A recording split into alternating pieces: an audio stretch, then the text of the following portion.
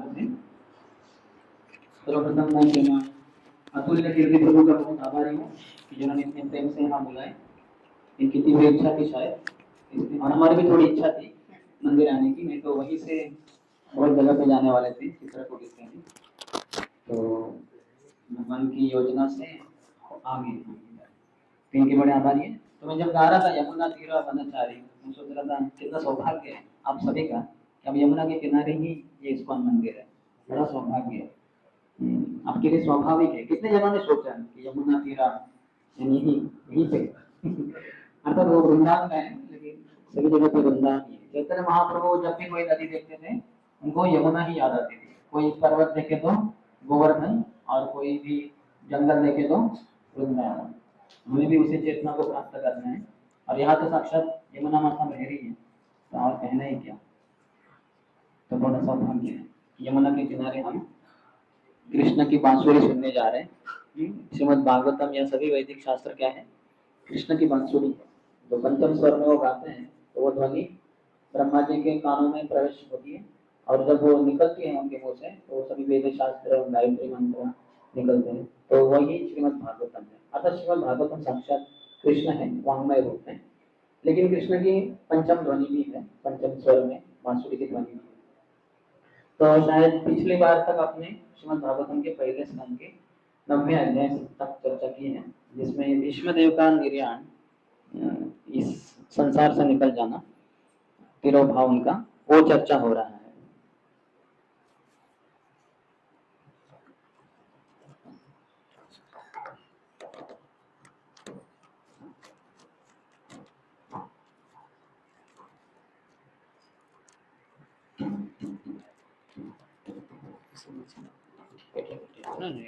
Okay, हरे कृष्ण। तो अभी ये मैं इसको देख रहा हूँ, भागवतम दिखाई नहीं दे रहा है मुझे। ठीक है, तो 22 तक चर्चा की है आपने।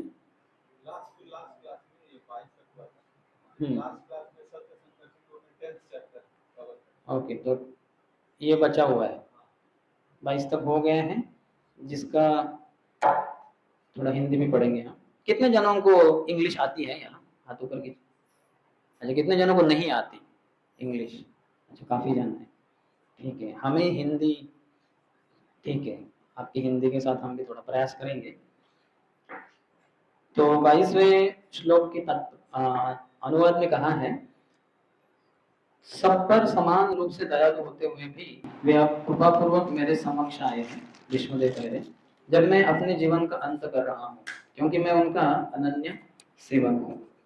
तो भगवान अपने भक्तों को कभी भूलते नहीं, और भक्तों का भगवान से संबंध सेवा से होता है। तो भीष्मदेव की जो सेवा हुई है जीवन काल में भगवान के प्रति, तो भगवान उसको भूले नहीं है। उनके ही गोद में युधिष्ठिर, भीम, अर्जुन, नकुल, सहदेव सब पाले पोसे गए बचपन से।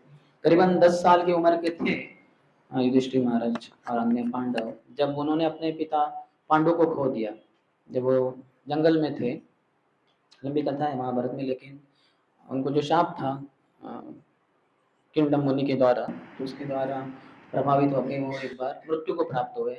तो 2 पत्नियां थी, कुंती और माद्री। तो कुंती का कहना था कि मैं सती जाऊंगी। जब जाते थे पति के विरह में, जो अग्नि की ज्वाला है ये बहुत ही शीतल लगती थी एक पतिव्रता स्त्री को, बजाय इसके कि उनके विरह के अग्नि में झुलसते रहना। तो वो कही कि मैं जाती हूँ, लेकिन माधुरी कही नहीं, मेरे साथ उनको इच्छा थी मेरे साथ संग करने की, और उसी समय उनकी मृत्यु हुई। तो वो इच्छा अधूरी जो रह गई है तो मैं पूर्ति करूंगी। तो आप रहिए, आप बड़ी भी हैं, तो आप ज़्यादा परिपक्व हैं, बच्चों को संभालना अधिक अच्छे से जानते हैं, तो आप ही रहिए। तो फिर कुंती ने रहना स्वीकार किया और माद्री उनके साथ सती चली गई। तो 5 पांडवों को लेकर कुंती देवी जब आती है हस्तिनापुर में, तो बहुत अच्छे से स्वागत होता है। सभी हस्तिनापुर वासी, धृतराष्ट्र भी एक तरीके से अच्छे थे अभी तक। लेकिन इसके आगे उनकी समस्या हो जाती है, क्योंकि दुर्योधन बहुत जलता है पांडवों को देखकर। उनकी नीतिमत्ता, उनकी प्रामाणिकता, उनके सभी सुशील थे काफी पांडव, देवों से प्राप्त हुए थे, देवताओं में अच्छे गुण होते हैं। तो इंद्र के द्वारा अर्जुन हुए थे, धर्मराज के द्वारा युधिष्ठिर, वायुदेव के द्वारा भीम और अश्विनी कुमारों के द्वारा नकुल सहदेव। तो काफी अच्छे गुणों से थे, इसलिए सभी प्रजा उनको चाहती थी।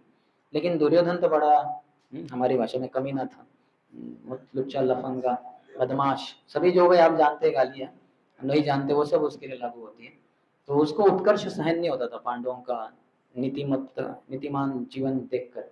और बाद में जाके जब इंद्रप्रस्थ जब उनको मिला, यानी मिला यानी वो तो खांडव प्रस्थ था, पांडव वन, लेकिन उनके जहां भी भगवान के भक्त होते वहां श्री विजय नीति और भूति प्राप्त होती है, जहाँ वैभव छा जाता है सब प्रकार का, वहाँ विजय हो जाता है। तो पांडवों ने बहुत सारा धन विजय करके लाया चारों दिशाओं से, और फिर वो इंद्रप्रस्थ के स्वामी बने। तो उसी समय जब दुर्योधन और सभी गए थे तो दुर्योधन ने देखा कि इतना वैभव है युधिष्ठिर महाराज और पांडवों का, ये देखकर बड़ी जलन हुई। जब आ रहे थे शकुनी के साथ रथ पे सवार होकर हस्तिनापुर जा रहे थे तो बड़े शांत थे, सिर्फ रथ के पहियों का आवाज हो रहा था। और फिर उन्होंने कहा कि मामा ये मुझसे कदापि सहन नहीं होगा। बोले क्या बेटे?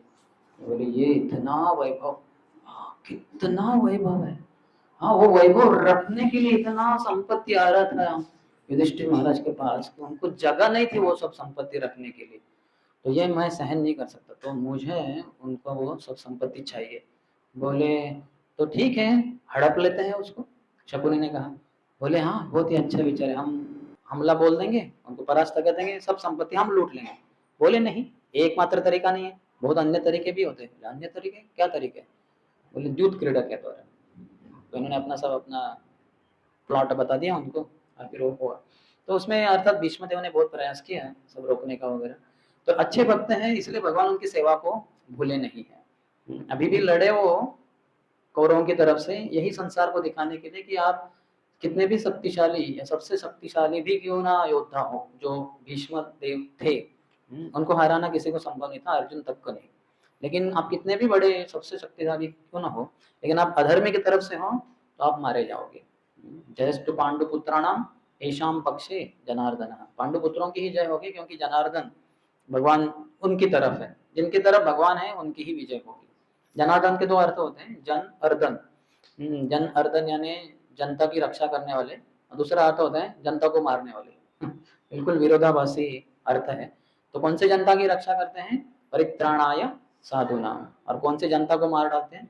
विनाशाय च दुष्कृताम। दोनों जनता ही है, एक अच्छी वाली एक बुरी वाली। तो भगवान जैसे है धर्म के अनुसार है उनकी रक्षा करते हैं, अधर्मियों को नाश कर देते हैं। तो भगवान दिखाना चाहते थे भीष्म देव के द्वारा कि कितना सबसे योद्धा, सबसे शक्तिशाली योद्धा वो मारा जाएगा क्योंकि वो अधर्मी की तरफ से लड़ रहा है। तो उन्होंने पसंद किया, स्वीकार किया उन्होंने। हाँ बड़ा त्याग है भगवान के विरोध में लड़ना, भक्तों के विरोध में। लेकिन अंतकरण तो उनका भगवान के लिए ही था, ये भगवान जानते थे। तो अभी जब वो धाराशायी हुए हैं, उनको इतने सारे तीर मारे गए थे अर्जुन के द्वारा, जानते हैं आप भागवतम महाभारत से। तो गर्दन से लेके नीचे जो पाँव के अंगूठे तक, उंगलियों के अंत तक पूरे बाण उनके शरीर से गए हैं आर पार, और उसके बीच में एक उंगली रखने की जगह नहीं थी। और उस समय भी वक्ता जो है प्रवचन जैसा, अभी जैसे हम बैठे, बहुत ही अच्छा व्यासासन है, एकदम बहुत मुलायम नहीं है लेकिन अच्छा है, एक भी पिन नहीं आ रही ऊपर, जो हम बैठते हैं अंदर के ऐसा नहीं हुआ, एक भी पिन नहीं है उसमें। लेकिन जो भीष्म देव है ये सबसे बड़े भागवत कथाकार है, क्योंकि इनके अंदर एक पिन नहीं, बाण नहीं, सैकड़ों बाण पूरे शरीर में आर पार चले गए थे। वो बाण की शैया पे ही सोए थे, शरशैया पे, और तब जाके प्रवचन देना ये कोई मामूली बात नहीं। जो असली प्रवचनकार है वही देंगे। इसलिए हम सब जब कभी प्रवचन देते हैं तो हम ये नहीं सोचना चाहिए कि हम बड़े प्रवचनकार हैं। असली प्रवचनकार आप हैं तो वो शरशैया पे सो के आपको भागवत कथा करनी चाहिए। तो हम नहीं कर पाएंगे, उसके ऊपर खड़ा भी नहीं हो पाएंगे।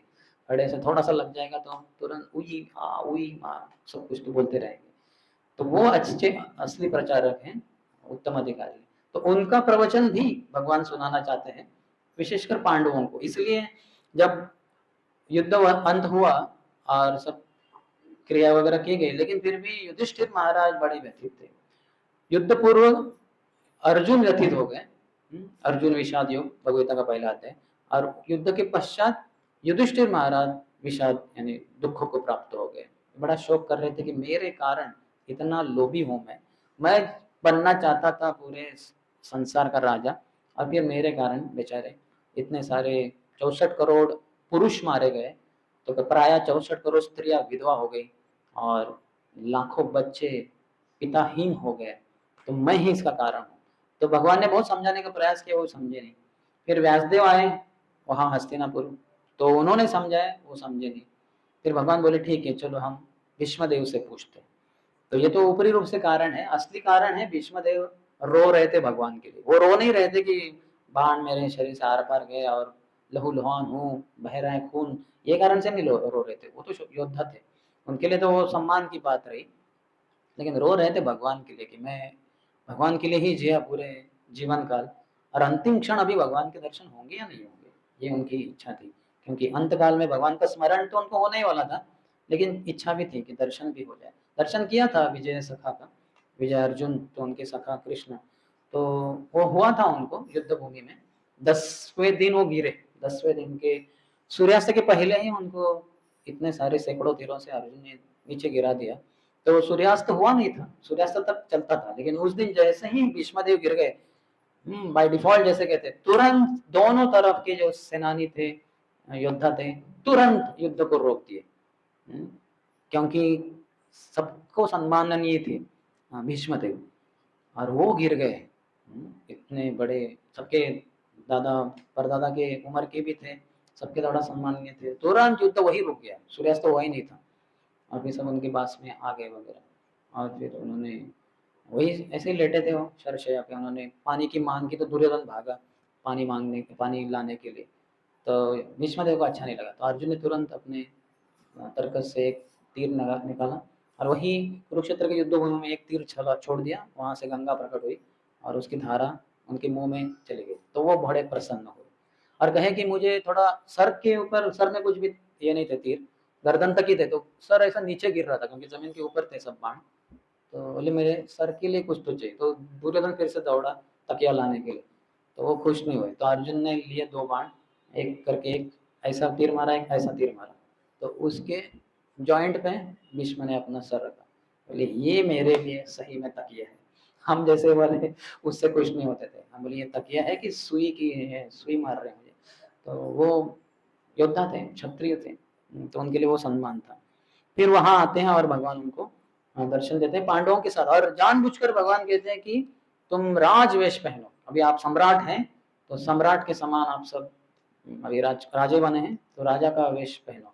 तभी ये सब जानते थे कि भीष्मदेव बहुत जल्दी निर्वाण करने वाले हैं संसार से। तो ऐसे समय जब हम जाते हैं किसी से मिलने के लिए, तो सिंपल साधारण कपड़े पहन कर जाते हैं, एकदम कोई ऐसे जो शादी में जैसे कपड़े पहनते हैं ऐसे कोई नहीं पहन के जाता। और ये तो इनका तो राज्य अभिषेक हुआ था, तो बहुत ही वैभवशाली कपड़े थे इनके, पांडवों के।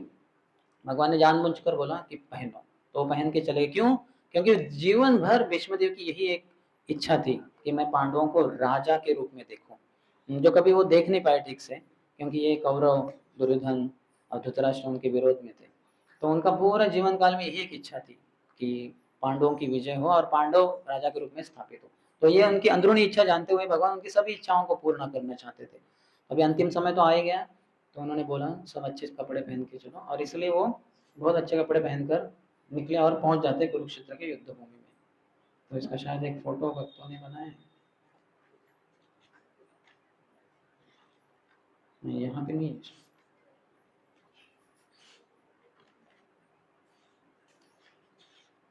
नहीं यहाँ पे नहीं है, ठीक है आपने देखा होगा वो फोटो। और वहाँ वो स्थापित करते हैं ये कृष्ण की भगवत्ता, एष वही भगवान साक्षात आद्यो नारायण पुमान, यही साक्षात भगवान है। आद्यो नारायण, नारायण के भी आदि ये है, नारायण सब जानते हैं समझते हैं कि वही आदि है सभी के, वो आदि नहीं है, आद्य नहीं है, पहले नहीं है, उनके भी पहले उनके स्रोत हैं कृष्ण करके। और भगवान का भूरी भूरी वो प्रशंसा करते हैं। और फिर यहाँ भी वो कह रहे हैं 22वें में उन्होंने जैसे कहा, जब मैं जीवन का अंत हो रहा है, मैं उनका अनन्य सेवक रहा हूँ, तो इसलिए वो कृपा करके मेरे सामने आए। तो भगवान आए उनके सामने, पांडव भी आए, भगवान और भक्त साथ में ही रहते हैं। तो यही उनके जीवन की जो इच्छा थी, तो हमें ये भी समझना है कि अगर इतना प्रामाणिक से अगर हम भक्ति करेंगे, सेवा करेंगे, तो भगवान हमारे सभी आध्यात्मिक इच्छाओं को पूर्ति करेंगे। एक भी इच्छा अपूरी नहीं रहेगी। आप मृत्यु शैया के ऊपर कभी भी अफसोस व्यतीत नहीं रहेंगे अगर आप प्रामाणिकता से भक्ति किए हैं तो। अगर भौतिकवादी लोगों का संग करते करते, भौतिक इच्छाओं को रखते रखते मृत्यु को प्राप्त हो रहे तो बहुत अफसोस होगा हमें, बहुत व्यतीत रहेंगे। मेरा बेटे का इतना अच्छा तरक्की नहीं हुआ, मेरी बेटी का विवाह ठीक तरीके से नहीं हो पाया, और मेरा भी इस्कॉन में पोस्ट पोजीशन नहीं मिला, दीक्षा बहुत लेट करवा दिया, अब ये ऐसे बहुत रोते रहेंगे हम। इसलिए हम जो कह रहे थे वो कि शास्त्र पढ़ने के ऊपर बहुत जोर देते हैं, तो जोर देना ही चाहिए, क्योंकि नहीं तो बुद्धि सक्षम नहीं रहेगी। नहीं तो फिर जो पटना में ऐसा कुछ हो रहा है तो हम हिल जाएंगे, बोला ये क्या है इस्कॉन में, और इतने लोग गाली गलौज कर रहे हैं, है ना। बजाय इसके कि वो सब ठीक से देख पाए और उनको उत्तर दे पाए, हम ही खुद हिल जाएंगे। तो इसलिए बुद्धि बहुत सतेज होनी चाहिए, उसके लिए शास्त्र पढ़ना चाहिए। प्रभुपाद ने क्या लिखा है, तो वो हमें जानना चाहिए। प्रभुपाद कहे कि don't be surprise if many live, इससे आश्चर्यचकित मत होइए कि इतने सारे लोग कैसे छोड़ के गए। प्रभुपाद के समय भी चले गए, तो हम तो किस खेत की मूली है। प्रभुपाद ने जैसे कहा कि आदमी चंद्र पे गया ही नहीं, तो सब बोले ये क्या, हम देख रहे हैं सामने उतर रहे हैं मानव चंद्र के ऊपर, ये कैसे हो सकता है कि मानव गए ही नहीं, क्या बोल रहे स्वामी जी। और कितने सारे लोग प्रभुपाद के शिष्य ही छोड़ के चले गए। बाकी शिष्यों ने कहा कि प्रभुपाद आप ये वाक्य मत बोलिए, बाकी सब ठीक है, ये मत बोलिए। प्रभुपाद बोले मैं थोड़ा ही नहीं, शास्त्र जो बोल रहे हैं वही मैं दोहरा हूँ। और शुरुआत में भी वही बोला गया था, जब प्रभुपाद ने कहा था कि international society for Krishna consciousness, तो प्रभुपाद को बताया गया कि ये 4 नियम मत रखिए, नो मीट ईटिंग, मांसाहार नहीं, जुआ नहीं, नशा नहीं, ठीक है, लेकिन पर स्त्री संबंध या पर पुरुष संबंध ये मत बोलिए, ये यहाँ बहुत चलता है पाश्चात्य देश में, इसके बिना लोग जी नहीं पाते। तो फिर आप जानते हैं जब भक्तिनाथ ठाकुर के शिष्य गए थे 3-4 सन्यासी लंदन में प्रचार कर रहे थे, और वहां का एक बहुत ही सभ्य पुरुष, कोट अनकोट तथाकथित जेटलैंड, जो वहां का बड़ा अफसर था, उनकी इच्छा हुई कि मैं ब्राह्मण बनूं। उन्होंने पूछा ये शिष्यों को क्या मैं बन सकता हूँ, बोले हाँ क्यों नहीं, ब्राह्मण कैसे जन्म से नहीं होता, बन सकते हैं कर्मों से। तो क्या करना होगा, बोले 4 चीजों को पालन करना है, मांसाहार नहीं, जुआ नहीं, नशा नहीं, व्यभिचार नहीं। बोले असंभव, जीना तो क्या जीना इन 4 चीजों के बिना, इसके लिए तो मैं जीता हूँ, इसी के लिए ही मरता हूँ। तो बोले नहीं बनना हमें ब्राह्मण। तो देखिए ये कब की बात है। और ये तो पहले 1900 करीबन 36 के पहले की बात है, और ये तो अभी 1965 के बाद प्रभुपाद आए, उनको बोला कि ये एक को निकाल दीजिए, व्यभिचार नहीं। प्रभुपाद कहे नहीं, शास्त्रों में लिखा है स्त्रिया पान द्युत शुनः, मैं उसको बदल नहीं सकता। भागवत में लिखा है, महाभारत में लिखा है, मैं नहीं बदल सकता। तो प्रभुपाद डटे रहे, वैसे इस्कॉन की स्थापना की। तो एक तरीके से हमारे अनुयायी कम बने, अगर वो निकल देते थे तो हजारों लाखों और अनुयायी मिल जाते थे। लेकिन प्रभुपाद ने कभी कॉम्प्रोमाइज नहीं किया, कभी गलत नियमों को तोड़ा नहीं। तो इस तरह से जो बाकी सब चलता है, माया की चालें चलती रहेगी। तो इसलिए हमें बुद्धि को सतर्क रखना चाहिए, सतेज रखना चाहिए, उसके लिए शास्त्र पढ़ने चाहिए, नहीं तो फिर हम हिल जाएंगे। ये सब देख कर ये क्या हो रहा है, ये तो एक झलक है एक तरीके से, माया बहुत चालें चल सकती है। अब आप देखेंगे भी जब तक आप जीवित है क्या क्या होगा। आपको हम डरा नहीं रहे, सत्य बता रहे। सत्य थोड़ा कड़वा होता है, तो लेकिन अगर परम सत्य को आप जानेंगे तो बहुत ही मीठे है वो। सत्य कड़वा होता है इस संसार का, माया का, लेकिन परम सत्य जो माया के भी स्वामी है, मायाधीश है कृष्ण। और शुद्ध भक्त मायातीत होते हैं, और हम सब माया वश होते हैं, माया के वशीभूत हैं हम। माया जैसे बोलती है उठो तो उठ जाते हैं, बैठो बैठो, मोबाइल लो, हाँ ले लिया, हाँ लगाओ, बटन दबाओ, बटन तो ही नहीं, जो भी है स्क्रीन घुमाते रहो, रोज 2 किलोमीटर क्या करते हैं उसको, स्क्रोलिंग, स्क्रोलिंग करते रहना है, कम से कम 2 किलोमीटर। ऐसे वो सर्वे बताता है कि आदमी रोज 2 किलोमीटर वो करता है, स्क्रोलिंग करता है। देखिए 2 किलो कितना है वो, हाँ वो हार्डली 20 सेंटीमीटर होगा वो, उतना उससे भी कम। 2 किलोमीटर कितना लंबा रास्ता होता है, चल के जाएंगे तो कम से कम 15-20 मिनट लगेंगे शायद। हाँ लेकिन इतना तो हम वो स्क्रीन के ऊपर ही करते रहते हैं, कितना उंगलियों का कितना एक्सरसाइज करते हैं, बाकी बाकी आंखें तक हिलती नहीं, एकदम वही देख रही है, बंद तक नहीं होती। तो और इतना स्क्रोलिंग करते ही रहते हैं हम। तो माया बहुत चाले चलेगी, तो इसलिए हमें सतर्क होना है, सतर्क रहना है, बुद्धि को तीव्र रखना है, फिर आराम पूर्वक भक्ति करेंगे, इस्कॉन को कभी छोड़ के नहीं जाएंगे। थोड़े समय पहले कोई योगी के एक बाबा के पीछे वृंदावन के बहुत सारे इस्कॉन के डिवोटीज भाग गए, बाद में पता चला वो मायावादी है। वो बोल रहे हैं अंत तो करता हमें कृष्ण ही बनना है, राधा के तो हम ही स्वामी हैं। उन्होंने यूट्यूब पे उनका वीडियो गया था, किसी ने बाद में निकाल दिया, उनको बहुत डांटा बाकी लोगों ने। तो अभी इस्कॉन के लोग सोच रहे हैं अभी क्या करेंगे, तो पक्का मायावादी निकला, न घर के ना घाट के। घर अपना इस्कॉन वो छोड़ दिया, घाट में गए थे वृंदावन के, वहां के भी नहीं, बीच में लटक रहे वो, या ऐसे भी होता है। तो इसलिए अगर अच्छे से समझ नहीं है तो हम ऐसे ही माया की लाते खाते रहेंगे। उसकी दो शक्तियां हैं, आवरणात्मिका और प्रक्षेपात्मिका। वो आच्छादित कर देगी हमारे ज्ञान को, मन के अंदर बहुत सारी इच्छाएं आएंगी और भौतिकवादी लोगों के संग से, और फिर बहुत लाते मारेंगी, लाते बहुत खानी पड़ेगी माया की। तो उससे बचना है तो शास्त्र पढ़ने चाहिए। इसलिए तो इतना रात का नींद छोड़कर प्रभुपाद ने हमें ये अच्छे ग्रंथ दिए।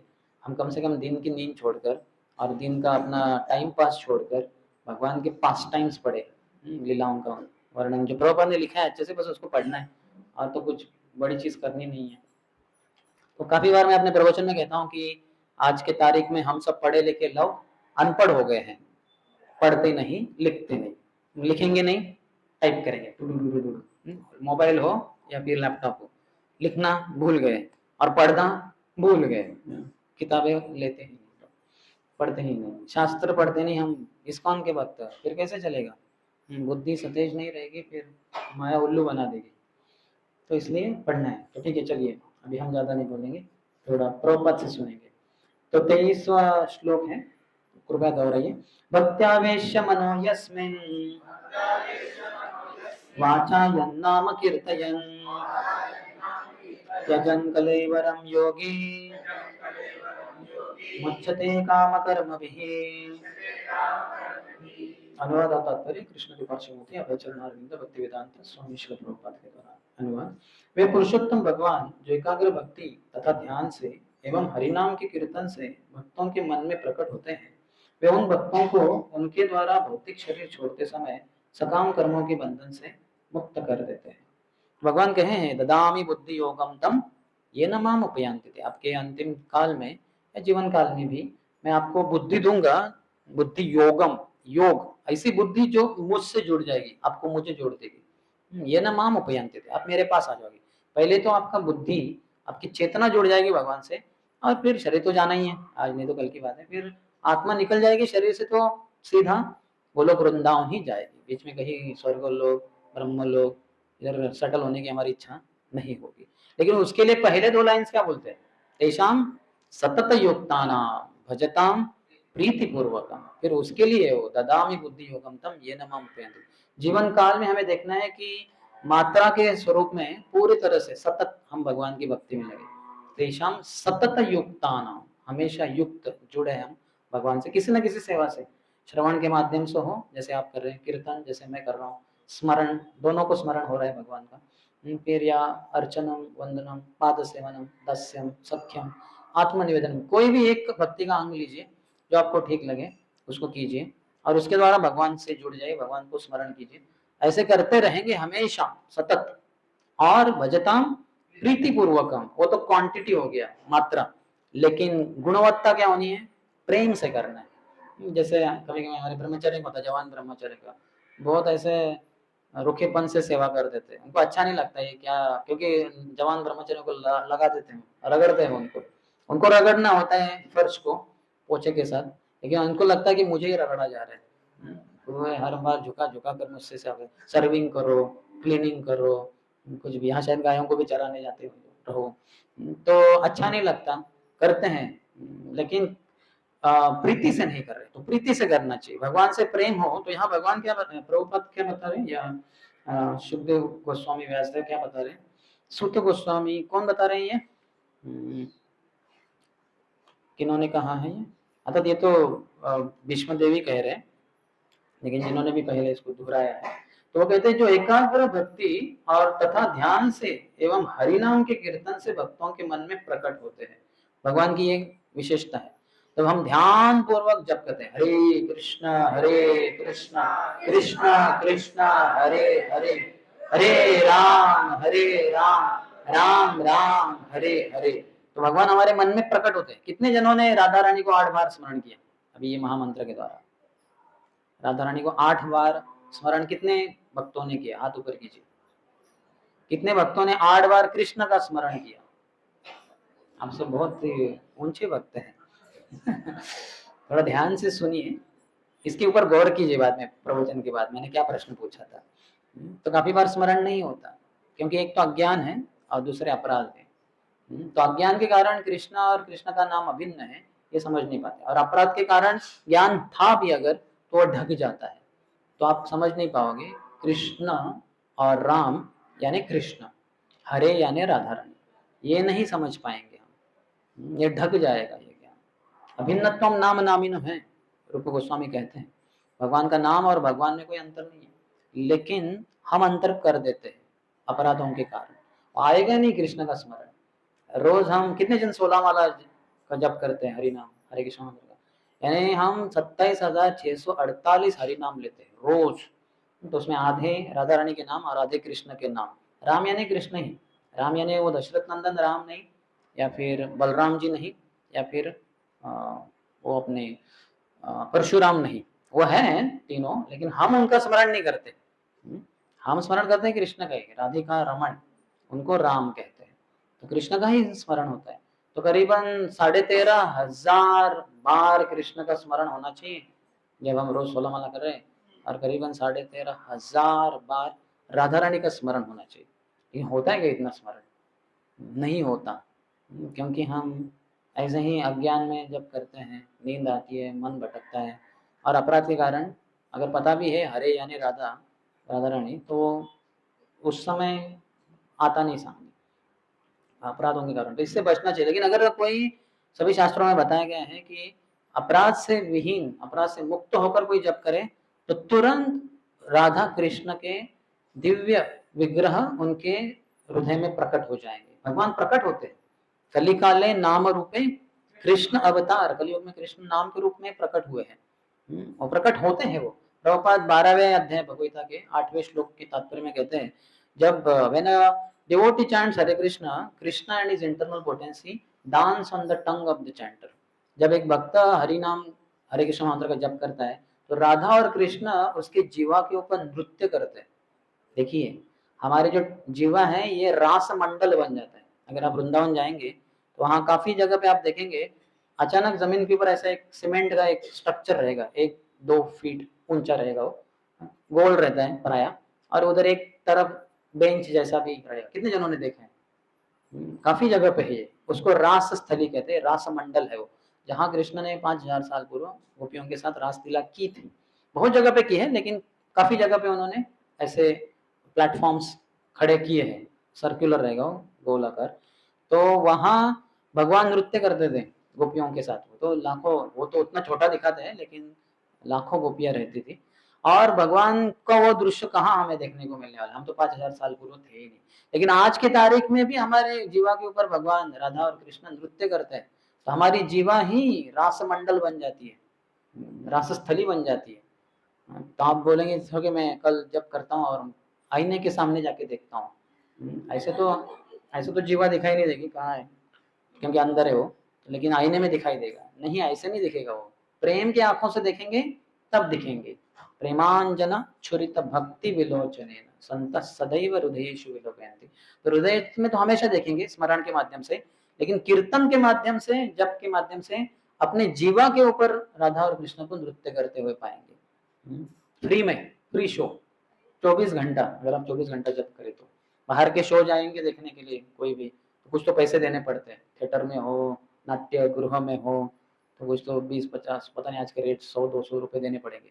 ये तो फ्री में है, जहाँ है आप वहाँ पे संभव है। तो वही कह रहे भाई, वे पुरुषोत्तम भगवान जो एकाग्र भक्ति तथा ध्यान से एवं हरिनाम के कीर्तन से भक्तों के मन में प्रकट होते हैं, वे उन भक्तों को उनके द्वारा भौतिक शरीर छोड़ते समय सकाम कर्मों के बंधन से मुक्त कर देते हैं। हमारे शिल बिल्वमंगल ठाकुर ये बड़े महान आचार्य रहे हैं, तो उन्होंने भी कहा है अपने ग्रंथ कृष्ण करणामृत में, वैसे भगवान की 3 अनुभूतियां होती है। एक तो जैसे हम सब जैसे गाढ़ी नींद में होते हैं। तो गाढ़ी नींद में कुछ तो हमने सपना देखा, तो एक प्रकार का ऐसा सत्य जैसा जीवन होता है वो सपने के समय बाद में समझिए आपने सपने में आप उठे, स्नान किए और मंगल आरती में भाग ले रहे, लेकिन ये सपना है, आप तो सोए घर में है, मंदिर में नहीं। लेकिन समझिए किसी भक्त ने आपको उठाया, अरे प्रभु जी उठिए और माता जी उठिए। बोले क्या हुआ? अरे मंगल आरती शुरू हुई। अच्छा मंगल, तो थोड़े मंगल आरती के बोल भी याद आ रहे हैं, यानी यार है कान पे। तो ये जरा एक स्थिति है हमारी, थोड़े नींद में है लेकिन थोड़ा मंगल आरती में भी थोड़ा आवाज आ रही है। और तीसरा है कि हम स्नान करके मंदिर हॉल में मंगल आरती में है, वास्तविक में। तो ये तीन प्रकार से ही भगवान की अनुभूति होती है। पहले तो हमारी चेतना में भगवान प्रकट हो जाएंगे, जैसे सपने में हम मंगल आरती अटेंड कर रहे हैं, लेकिन सपने में वैसे तो सोए हुए खड़े भी नहीं हम। और दूसरा है थोड़ा जैसे सपने से थोड़ा बाहर आना, वो थोड़ा ऐसा है कि भगवान थोड़ा थोड़ा अपना दर्शन भी देंगे हमें, तो हमें समझ में नहीं आएगा कि सपना देख रहा हूँ कि सही में भगवान है। थोड़ा भ्रमित जैसे हो जाएंगे, ये अच्छा भ्रम है, आध्यात्मिक भ्रम है। और तीसरा है साक्षात भगवान के दर्शन होंगे, ये तीनों अनुभूतियां होंगी। तो बिल्वमंगल ठाकुर ने जो ग्रंथ लिखा है कृष्ण करणामृत, उनको भगवान साक्षात दर्शन देते हैं। तो उसके अंततोगत्वा, ये 107वां एक श्लोक है जिसमें वो कहते हैं कि भगवान ने उनका सब जो गीत, उनका जो क्या कहते हैं वो पद्य, जो 109 करीबन या 111 श्लोक लिखे उन्होंने, तो उसको सुन के कृष्ण को इतना आनंद आया, कृष्ण ने उनको साक्षात बताया कि हे बिल्वमंगल, तुम अपने ग्रंथ का नाम कृष्ण कर्ण अमृत, कृष्ण करणामृत रखो, क्योंकि तुम्हारा ये जो ग्रंथ श्लोक है ये मेरे कानों को बहुत मधुर अमृत के समान लग रहे, तो तुम इसका नाम कृष्ण करणामृत रखो। तो उन्होंने कृष्ण करणामृत लिखा है, तो ग्रंथ लिखा है। तो उसके 107वें श्लोक को प्रभुपाद अपने प्रवचनों में काफी बार या अपने किताबों में काफी बार उद्धृत करते थे। तो वो कहते हैं उसमें, हाँ, क्या उसकी शुरुआत है, भगवान यदि स्यात्, भक्ति मयि स्थिरतरा भगवान यदि स्यात्, हे भगवान मेरी अगर भक्ति आपके प्रति स्थिर हो जाए, स्थित हो जाए, अच्छे से मैं स्थित हो जाऊं आपकी भक्ति में, दैवेन न फलति ही दिव्य किशोर मूर्ति, तो फिर मेरे हृदय में राधा कृष्ण की विग्रह वो प्रकट हो जाएंगे। दिव्य, जो दिव्य है राधा कृष्ण, किशोर मूर्ति, दोनों किशोर उम्र के, कृष्ण करीबन करीबन है 15 साल कुछ तो 6-7 महीने के, और राधा रानी है 14 साल कुछ तो। इसको किशोर अवस्था कहते हैं, यौवन के पूर्व लेकिन पौगंड के बाद में। तो यौवन के पहले ही है, तो कृष्ण हमेशा इसी, राधा कृष्ण इसी रूप में रहते हैं, इसको किशोर मूर्ति कहते हैं, किशोर उम्र। तो वो मेरे हृदय में प्रकट हो जाएंगे, और उस समय मुक्ति स्वयं मुकुलितांजलि सेव्यते अस्मान, जैसे समझिए दरवाजा है, तो वहां मुक्ति देवी खड़ी है और बोल रही है कि मिस्टर बिल्वमंगल, क्या मैं अंदर आ सकती हूँ, कुछ सेवा कर सकती हूँ आपकी? तो वो कहते हैं नहीं माता जी, मेरे पास समय नहीं है, मैं कृष्ण की सेवा में लगा हूँ, आप थोड़ा रुकिए। और रुकिए रुकिए रुकिए, उसको अंदर चांस ही नहीं मिल रहा आने का, क्योंकि ये इतनी भक्ति में मग्न है। तो वो कहते हैं कि धर्मार्थ काम गतयः समय प्रतीक्षा, धर्म अर्थ काम का तो कहना है क्या, क्योंकि उनकी जो मालकिन, उनकी जो स्वामिनी है मुक्ति देवी, वो साक्षात दरवाजे पे खड़ी है, उसको अंदर प्रवेश नहीं मिल रहा है, तो ये सब उसके नौकर, धर्म अर्थ और काम, ये बेचारों को तो कहाँ मौका मिलने वाला है।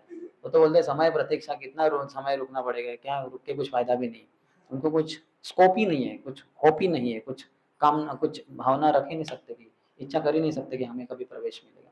तो ऐसे भक्ति में पूरी तरह से मग्न होना चाहिए, ऐसे हम सबको होना है, करना होगा। ये देखना है कि जिस समय हमने भक्ति शुरू की थी, जिस स्केल पे, जिस प्लेटफॉर्म पे, वहां से अभी तक क्या भक्ति में हमारी बढ़ोतरी होती जा रही है? हमने मालाएं तो बढ़ा दी, तब तो हम कुछ नहीं करते थे, फिर 1 माला शुरू की, फिर 2 3, आगे जाके 16 माला पे आ गए, तो यहाँ तक आ गए, फिर आगे क्या, आगे भी ये बढ़ते ही रहना चाहिए। पहले भक्तों का संग हफ्ते में 1 बार आके किया होगा, थोड़ा 1-2 घंटे का प्रवचन वगैरह, बाद में बढ़ता गया, फिर 2 बार हम आने लगे, एक अपना सत्संग कार्यक्रम और दूसरा कुछ सेवा के लिए वगैरह, फिर और सेवाएं बढ़ती गई, फिर दीक्षा हो गई, फिर हमारा पुस्तक वितरण बढ़ा, फिर हमारा जो भी है सब भक्ति बढ़ते बढ़ती जानी चाहिए। अब मृत्यु के समय इतनी होनी चाहिए, मृत्यु के पूर्व, कि भगवान के दर्शन नहीं तो कम से कम स्मरण जरूर हो। अंते नारायण स्मृति ही, तो ये देखना चाहिए, होना चाहिए। तो इसके लिए बहुत जरूरत है करने की। हम सब ने जो भी एक्सपर्टीज प्राप्त की है, निष्णात हैं हम, जिसमें हम एक्सपर्ट हैं, निपुण हैं, तो उसमें हमने बहुत प्रयास किया है। जैसे शायद माता जी लोग कुकिंग में एक्सपर्ट होंगी, हर कोई माता जी, प्रभु जी लोग अलग अलग फील्ड में, कोई कंप्यूटर में एक्सपर्ट, कोई अन्य किसी स्किल में वगैरह। तो उस स्किल में वो निपुणता प्राप्त करने के पूर्व हमने बहुत प्रयास किया है, बहुत उसका प्रैक्टिस किया है। तो जो वैदिक साधन भक्ति है, इसका इंग्लिश में कहते हैं डिवोशनल सर्विस इन प्रैक्टिस। इतना प्रैक्टिस करना है, इतना प्रैक्टिस करना है, इतना प्रैक्टिस करना है कि परम पूज्य नवोगत्र स्वामी महाराज के शब्दों में हद करनी है, बहुत भक्ति करनी है। वो कहते हैं कि इतना भक्ति कर, इतना भक्ति कर दे कि हद हो जाए, यमराज भी तुम्हारा खाता रद्द कर दे, ऐसा वो कहते हैं। तो इतना करना है, तो बहुत भक्ति करना चाहिए। अतः क्या है भीष्मदेव ने, तो वो कह रहे हैं, तात्पर्य में प्रभुपाद लिखते हैं, योग का अर्थ है अन्य समस्त विषयों से अनासक्त होकर मन को केंद्रित करना, और वास्तव में ऐसी एकाग्रता समाधि है। श्री भगवान की सेवा में 100% अनुरक्ति है। ताशो में हम भक्ति वैभव कोर्स में देख रहे थे, तो उसमें बताया गया था हमारे स्वयंभू मनु के बारे में। अपनी पुत्री देवहूति को कर्दम मुनि को सौंप कर ये दोनों पति पत्नी स्वयंभू मनु और शतरूपा वापस आ जाते हैं अपने बहिष्मती राजधानी में। और वहां उनका वर्णन चल रहा था कि कैसे उन्होंने 3 चीजों को प्राप्त किया था, 3 चीजों के ऊपर एक तरीके से विजय प्राप्त किया था। तो उसमें बोला है सत्वगुण, रजोगुण, तमोगुण की वो परे चले गए थे। और दूसरा है कि 3 चेतनाओं को ऊपर चले गए। तो 4 चेतना के स्तर बताए गए, सुषुप्ति, जागृति, स्वप्न और तुर्य या समाधि। तो जागृति यानी जैसे हम सब अभी जागृत है, आशा है कि कोई सोया नहीं, सोया तो सोए, तो लेकिन जागृति में हम सब जानते हैं हम कहाँ है, क्या चल रहा है इत्यादि। जब रात को सो जाते हैं तो एक समय होता है जो भी 12-1 बजे, जिसमें हम सुषुप्ति में यानी बहुत गाढ़ी निद्रा में जाते हैं, जिसमें स्वप्न भी नहीं रहते। तो वो तमोगुण के वशीभूत होकर होता है। और उसके पहले थोड़ा स्वप्न देखते हैं हम, हर लोग हर रात को हम सपने देखते हैं। कुछ सपने याद रहते हैं, कभी याद नहीं रहते, लेकिन सपने तो देखते हैं हम, क्योंकि भौतिक इच्छाएं जितनी हैं वो सब पूरा नहीं कर पाएंगे हम दिन में। तो रात में उसको हम आकार देते रहेंगे। हाँ, रात में आप सबका आईफोन होगा, रात में जब आप कॉल करोगे किसी को सबका आईफोन ही होगा, लेकिन दिन में तो माई फोन आपको इस्तेमाल करना पड़ता है, अपना फोन। लेकिन आईफोन नहीं है, होगा किस महाजनों के पास, लेकिन तो वो सब हम उसको शेप देते हैं, तो सपना होता है। तो वो रजोगुण के कारण होता है। जितनी भौतिक इच्छा है वो सपने के रूप में हम साकार करने का प्रयास करेंगे। सब कार में घूमेंगे, आईफिल टावर के ऊपर जाकर बैठ के आप पेरिस को देखेंगे पूरा। हालांकि वास्तव में आप कभी पेरिस गए भी नहीं होंगे, आईफिल टावर को आंखों से देखा ही नहीं है, लेकिन इच्छा है। मोर यही अभिलाष अमेरिका दियोवास या फिर पेरिस दियोवास, नयन हेरिबो सदा आईफिल टावर, नमो नमः तुलसी कृष्ण प्रियासी। हे तुलसी, एक बार मौका दे दे, पेरिस होके आ जाओ, आईफिल टावर इन आंखों से देखो, आंखों का सपना साकार हो। तो ये अंदर की बात है, ये अंदर की बात है, ये दूसरों को हम बताते नहीं, लेकिन हर कोई यही सोच रहा है, मोरया अभिलाष अमेरिका दिवस, मोरया अभिलाष पेरिस दिवस। तो क्या करें, भौतिक इच्छाओं को लेके आ गए हम। और इधर साधुओं का संग नहीं करते, शुद्ध भक्तों से सुनते नहीं, प्रभुपाद की किताबों को स्पर्श करना ये बहुत बड़ा अपराध है कि नहीं? विशेषता दीक्षा के बाद या फिर प्रवचनकार बनने के बाद स्पर्श नहीं करना है, तो बड़ा समस्या हो जाएगा। यदि भौतिक इच्छा है उसको आग लग जाएगी। तो ऐसे हम इस्कॉन के भक्त हैं, पता नहीं किसके भक्त हैं, ऊपर से इस्कॉन के, अंदर से माया के। तो इस तरह से फिर नहीं होगा एकाग्रता, या जो यहाँ बता रहे हैं समाधि नहीं हो पाएगा। समाधि यानी तुर्य, ये शुद्ध भक्तों की स्थिति रहती है। जिस किसी स्थिति में हो, हम में से जो सत्वगुण में है हम सोचेंगे कि ये शुद्ध भक्त जागृति में, हम में से जो सपने रजोगुण में है सोचेंगे ये भी रजोगुण में शुद्ध भक्त, हम में से जो तमोगुण में है शुद्ध भक्तों को देखेंगे हम सोचेंगे ये भी तमोगुण में, इनको नींद आ रही है। लेकिन वास्तव में शुद्ध भक्त हमेशा तुर्य समाधि स्तर पर रहते हैं। लेकिन हम जैसा दृष्टि वैसा सृष्टि, हमारा दृष्टि है तमोगुणी, तो हमें लगता है कि ये शायद निद्रा के वशीभूत हो रहे हैं। वो निद्रा के वशीभूत नहीं हो रहे, आप निद्रा के वशीभूत हो रहे हैं। जैसे प्रभुपाद कहते हैं, अगर मैंने लाल गॉगल पहन लिया तो मुझे लगेगा अरे ये सब भक्त मायावादी बन गए, लाल धोती कुर्ता पहने। लाल धोती कुर्ता नहीं पहने, ये सफेद धोती कुर्ता पहने, लेकिन मुझे अपने ऐनक को, गॉगल को निकालना होगा जो लाल है, तो उसी तरह से हमारी जो अज्ञान है उसको दूर करना होगा। आगे कहते हैं जो इस प्रकार अपने चित्त को एकाग्र करता है वो योगी कहलाता है। श्री भगवान का ऐसा योगी भक्त श्री भगवान की सेवा में प्रतिदिन 24 घंटे लगा रहता है। आप में से कौन है जो 24 घंटे भगवान की सेवा में लगे? जय माता जी के चरणों की धूली हम अपने सर पे लेते हैं। एक ही महान भक्त हैं पूरे प्रयागराज में। मैं हाँ अच्छा बदनाम है पता नहीं। तो बहुत मुश्किल है। हम तो दिन में जब करते करते सो जाते हैं, तो रात के सोते हुए शायद जब करते होंगे। तो पहली बार मैंने 64 माला किया था पहली बार इसको में पता नहीं 20-25 साल पहले। तो क्या हुआ वो थोड़ा ज्यादा इतना जब कभी किया नहीं था। तो पहले ही दिन बड़ी जहाँ छलांग लगाई थी 16 करते करते, कभी किया होगा 18-20, लेकिन इस दिन तो 64। तो काफी करने के बाद वो करने के बाद थक गया मैं, तो आश्रम में जाके सो गया मैं। तो सो गया तो मैं जब कर रहा था, तो मुझे समझ में नहीं आ रहा था कि मैं वास्तव में जब कर रहा हूँ और जब करते करते सो रहा हूँ या सोते सोते जब कर रहा हूँ।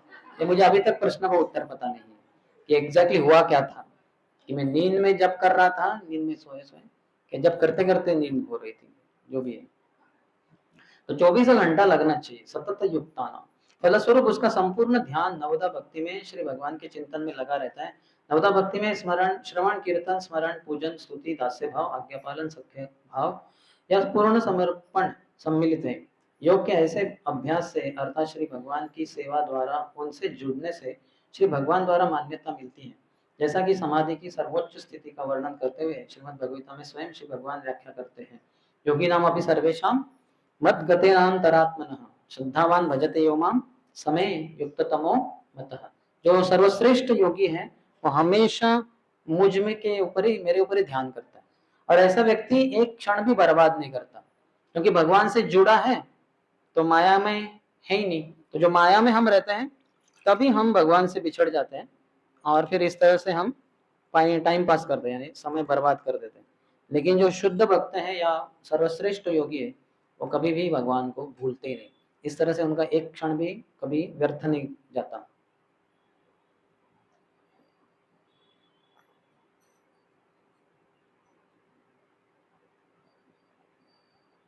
भाव भक्ति के ऊपर भाव भक्ति में 9 स्तर हैं। तो रूप गोस्वामी बताते हैं कि उसमें से है कि अव्यर्थ कालत्व, एक क्षण भी बर्बाद न करना। हम कितने क्षण बर्बाद करते हैं, विशेषकर ये मोबाइल जो है इसमें बहुत बर्बादी होती है समय की। आप में से कितने जनों के पास स्मार्टफोन नहीं है, बटन फोन इस्तेमाल कर रहे हैं?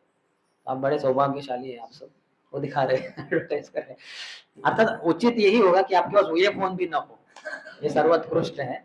लेकिन ठीक है, चलो माया की थोड़ी सी ही आपको जो भी चुंबन चाहिए तो फिर बटन फोन लीजिए, और पूरी चुंबन चाहिए उनकी तो फिर स्मार्टफोन इस्तेमाल कीजिए। तो पहले तो चुंबन देगी वो, और फिर बाद में लाफा देगी, फिर लाथे मारेगी, और बाकी सब कुछ करेगी।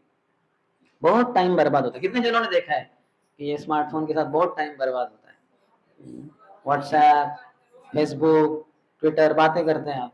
मैं बातें नहीं करता, क्योंकि मैंने लोगों को ट्रेनिंग दिया है मुझे कॉल मत करो, बहुत ही कुछ अर्जेंट है तभी कॉल करो, नहीं तो एसएमएस भेजा करो। हमारा एसएमएस का बहुत इंटरेक्शन होता है, जो वो एसएमएस भेजेंगे फिर हमें एसएमएस, फिर और थोड़ा एसएमएस के नहीं आया, कब आएंगे आप, फिर कितने बजे, फिर तो एसएमएस का ज़्यादा इंटरेक्शन होता है। लेकिन उसके भी द्वारा टाइम पास ही होता है, कुछ तो कम्युनिकेशन चाहिए एक तरीके से, लेकिन फिर भी समय बहुत बर्बाद होता है। इसलिए अच्छा है कि सुबह के समय, कितने जन है कि जो मॉर्निंग प्रोग्राम में सुबह 8-9 बजे तक मोबाइल को साथ में नहीं रखते, थोड़ा दूर ही रखते लॉकर में। ये बहुत अच्छी बात है, आप बहुत अच्छे साधक है, और यही जारी रखिए, कहीं मोबाइल को साथ में मत रखिए। आज की तारीख में कहते हैं कि अगर पत्नी जा रही है मायके 15 दिन के लिए, पति को बोलती है हाँ जा तू, नो प्रॉब्लम। लेकिन किसी ने बोला आपका मोबाइल दे दो 2 घंटे के लिए, बोले नहीं, जीना तो क्या जीना, मोबाइल के बिना मर जाऊंगा मैं। तो इतने एडिक्ट हो गए हम दूसरों को कोसते होंगे कि आप कितने सिगरेट फूकते हैं, आप कितना वो जो भी है तंबाकू खाते हैं, लेकिन उनसे ज्यादा एडिक्शन हमारा है। ये स्मार्टफोन, ये जो भी है लैपटॉप इत्यादि। स्मार्टफोन क्या छोटा है ना, इसके प्रति हमेशा हम साथ में रहते हैं, टॉयलेट में भी जाके उसको देखते रहेंगे। मोबाइल लैपटॉप को लेके जाना मुश्किल है उधर, तो इसलिए बचना चाहिए, ये सब माया की चाल है। प्रभुपाद के जीवन में पता नहीं कौन सा साल था वो, उस समय वो टेलेक्स मशीन आया था, तो इस्कॉन के जो 5 मंदिर थे बड़े उस तारीख में,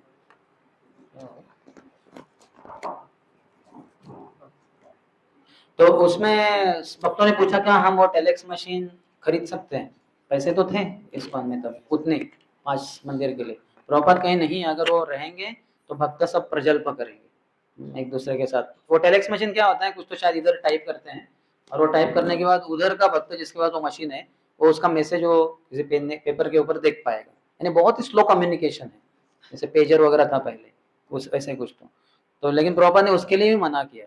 5 प्रमुख मंदिर, सबसे बड़े मंदिर इस्कॉन के, उसके लिए प्रभुपाद ने उन दिनों में मना कर दिया।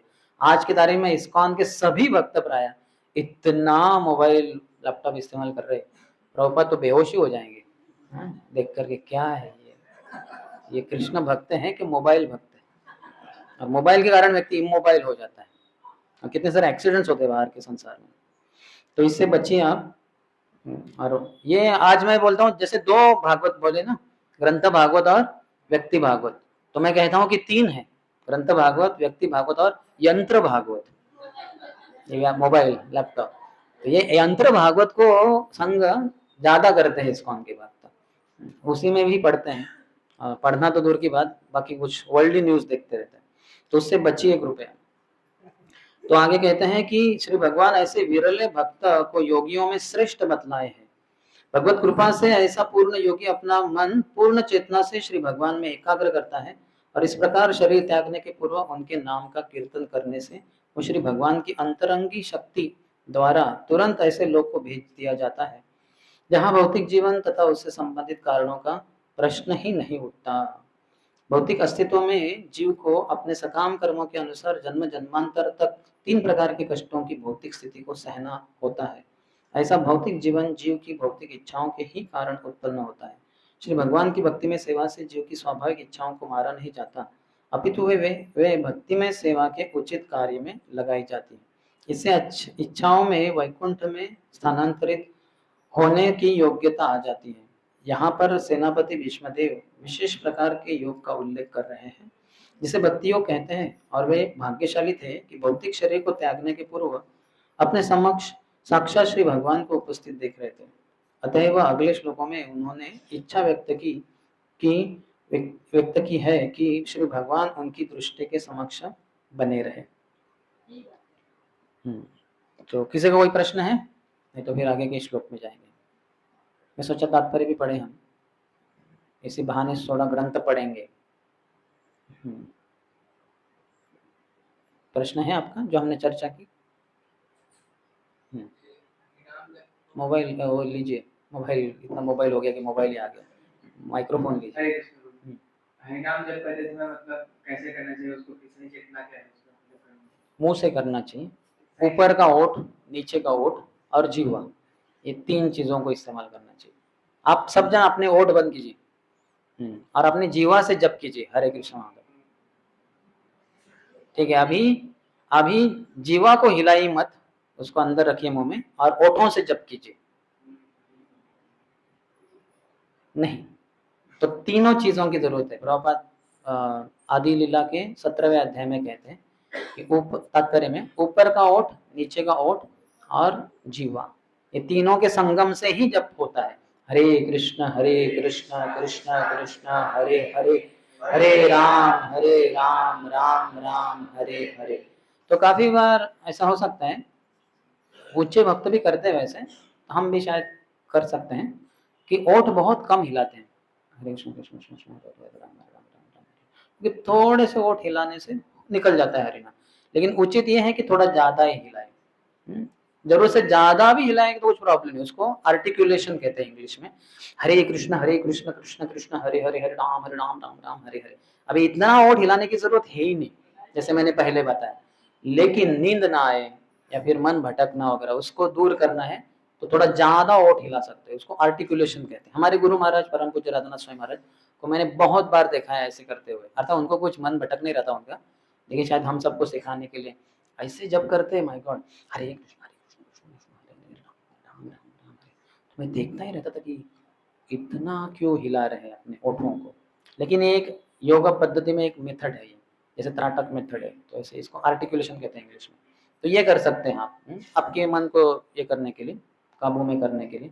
सामने कुछ रख सकते हैं जो बुद्धि को चालना दे आपको, कि सब कुछ रोक दीजिए और हरि नाम को ही ध्यान पूर्वक कीजिए, उसको बंद कीजिए। तो फिर ऐसा करेंगे तो आपकी बुद्धि सतेज रहेगी। नहीं तो क्या होता है, जब शुरू होने के 1-2 माला के बाद, 10-15 माला के बाद समझ ही नहीं चल रहा है क्या कर रहे हैं हम, बहुत मैकेनिकल हो जाता है यांत्रिक पद्धति से।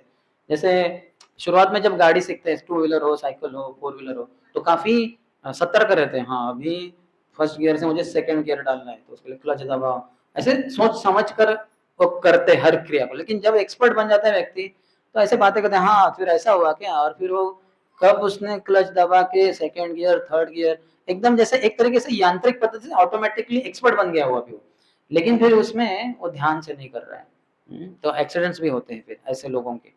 तो इसी तरह से हमारे भी होते हैं। तो इसलिए थोड़ा सा बुद्धि को जो चालना दे, सतेज करे, ऐसे कुछ वाक्य सामने रख सकते हैं, और जप के एक माला के बाद उसको थोड़ा देख सकते हैं, फिर से आंखें बंद करके जप कर सकते हैं। और देखना चाहिए कि उच्चार स्पष्ट हो, जो ओठों के हलचल से हो सकते हैं।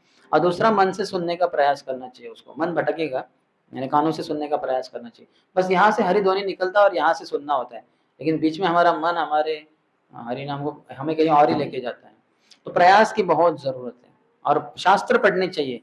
प्रभुपाद ने अपने एक पता नहीं रूम कॉन्वर्सेशन या मॉर्निंग वॉक में कहा, अपने शिष्यों को पूछा कि मैंने ये ग्रंथ क्यों लिखे। प्रभुपाद ने प्रश्न पूछा, तो एक भक्त ने कहा कि प्रभुपाद ये पुस्तक वितरण के लिए आपने लिखे। प्रभुपाद कहे नहीं।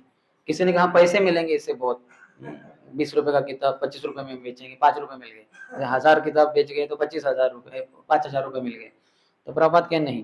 तो किसी ने कहा आपके जवान शिष्य हैं, उनको थोड़ा सेवा में लगाने के लिए। प्रभुपाद ने कहा नहीं।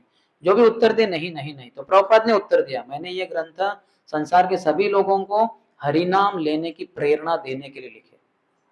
देखिए क्या कहा है, हरिनाम लेने की प्रेरणा देने के लिए लिखे, यानी कितना हरिनाम लेने की प्रेरणा मिल सकती है, लिखा ही उसे उद्देश्य से है। लेखक को पता होता है कि ग्रंथों में है क्या और क्या उद्देश्य है। तो प्रभुपाद ने लिखे ही हमें हरिनाम की प्रेरणा देने के लिए। तो इसलिए प्रभुपाद के ग्रंथ रोज, परम पूज्य आत्मनिवेदन स्वामी महाराज कहें कि रोज 2 घंटा पढ़ने चाहिए प्रभुपाद के ग्रंथ, क्योंकि 2 घंटा हम जप करते हैं, जो कीर्तन पद्धति है। तो श्रवण अगर 2 घंटा नहीं है, तो कीर्तन 2 घंटा कैसे कर पाएंगे हम। तो इसलिए 2 घंटा रोज पढ़ना चाहिए, ऐसे वो कहें। प्रभुपाद ने अपने लेटर में लिखा है कम से कम 1 घंटा, 1 से 2 घंटा पढ़ने चाहिए।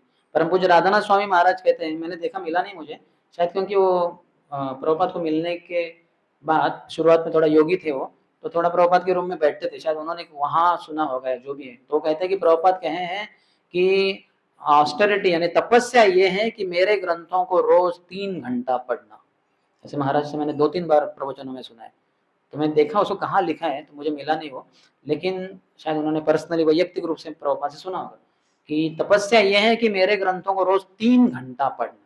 तो भक्त भी एकदम हैरान हो गए। तो महाराज ने कहा ठीक है, शायद इसमें शायद 1 घंटा सुबह भागवतम क्लास, शाम को 1 घंटा भगवदगीता क्लास, और फिर 1 घंटा दिन में अपना खुद का पढ़ाई, तो ऐसे करके 3 घंटा रोज, शायद ऐसे महाराज ने बोला एक्सप्लेनेशन के रूप में, विस्तार के रूप में।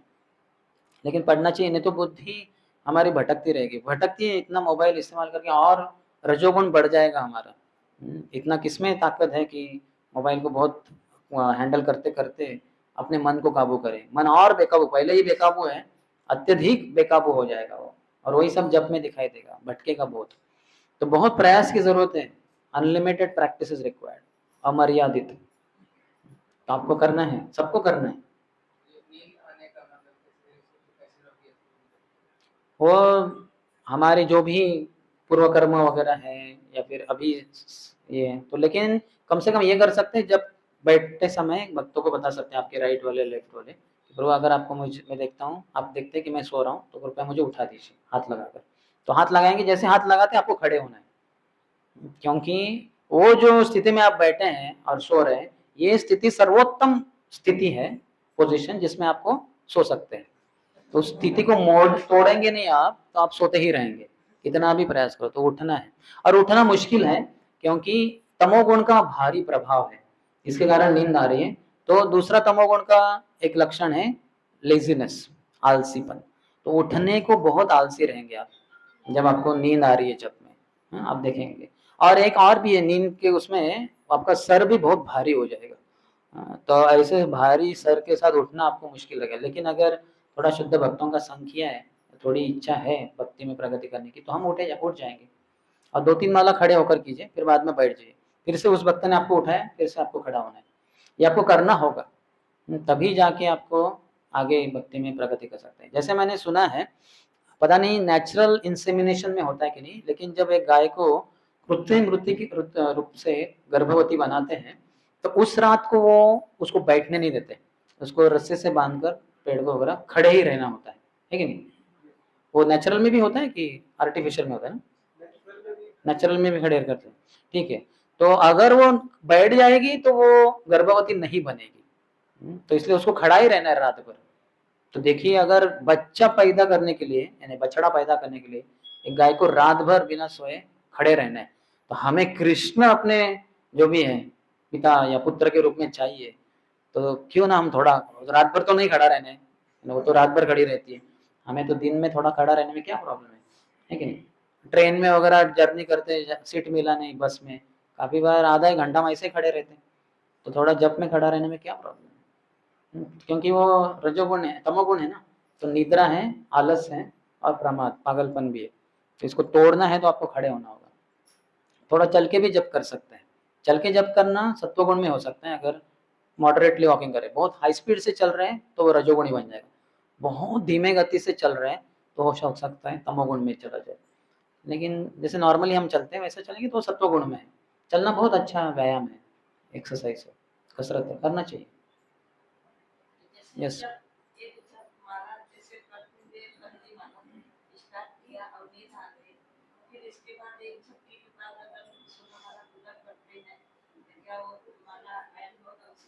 उस माला को ऐड होगा, गिना जाएगा। नहीं, ठीक है, लेकिन क्या है ना, वो नींद आ रही है ये आपको कैसे पता चलेगा? पता नहीं, क्योंकि वो तमोगुण का प्रभाव है, तो तमोगुण में अज्ञान रहता है। तो आप सो रही है ये आपको पता नहीं होगा, आपके आजू बाजू वालों को पता होगा। तो इसलिए बाजू वालों को बताना अच्छा है कि मुझे उठाओ जब मैं सो रही हूँ, और उठाया या तो फिर उसके बाद अगर खड़े होकर करे तो ठीक है, आपको लगता है कि बैठ के भी आपका हो रहा है तो ठीक है। तो इसका अर्थ आप ये कहना चाहती है कि मुझे पहले एक झपकी झपकी लेनी ही चाहिए। तब से अपना कंडीशनिंग मत बनाए, जितना हो सके झपकी। ठीक है, ठीक है। हरे कृष्ण। इनको दीजिए, है लेकिन आपके बाजू में ही है, इतना कुछ लंबा। हाँ।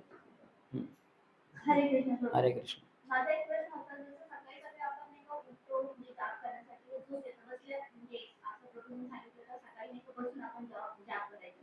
सपोज असं सांगितलं तुम्ही झोपमध्ये कधी आपलं झोप येतं, तर सकाळी आपण म्हणजे टेरेसवर वॉक करता करता करू शकता जाप?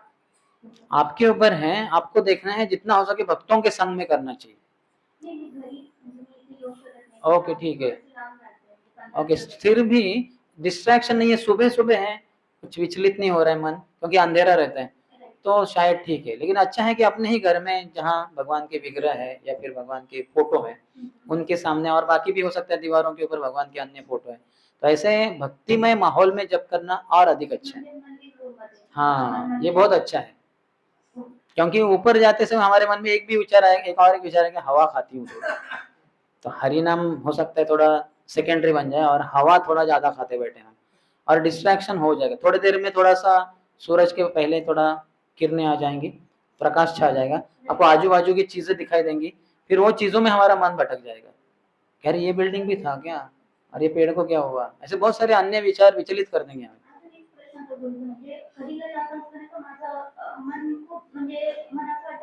आप हिंदी में पूछेंगे तो बाकी लोगों को भी समझ, मैं तो समझता हूँ आप जो बोल रही।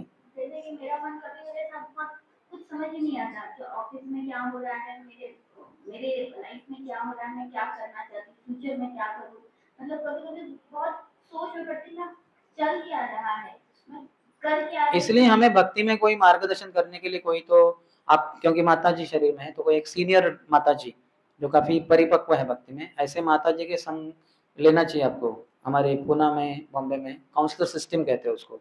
कोई भक्ति में मार्गदर्शक हमें होना चाहिए। आज की तारीख में अगर अब यहाँ वगैरह नहीं मिल रहे तो आजकल हम जूम वगैरह के द्वारा हम अन्य स्थान पे जो रह रहे हैं ऐसे उचित अन्य सीनियर भक्तों के संग में रह सकते हैं।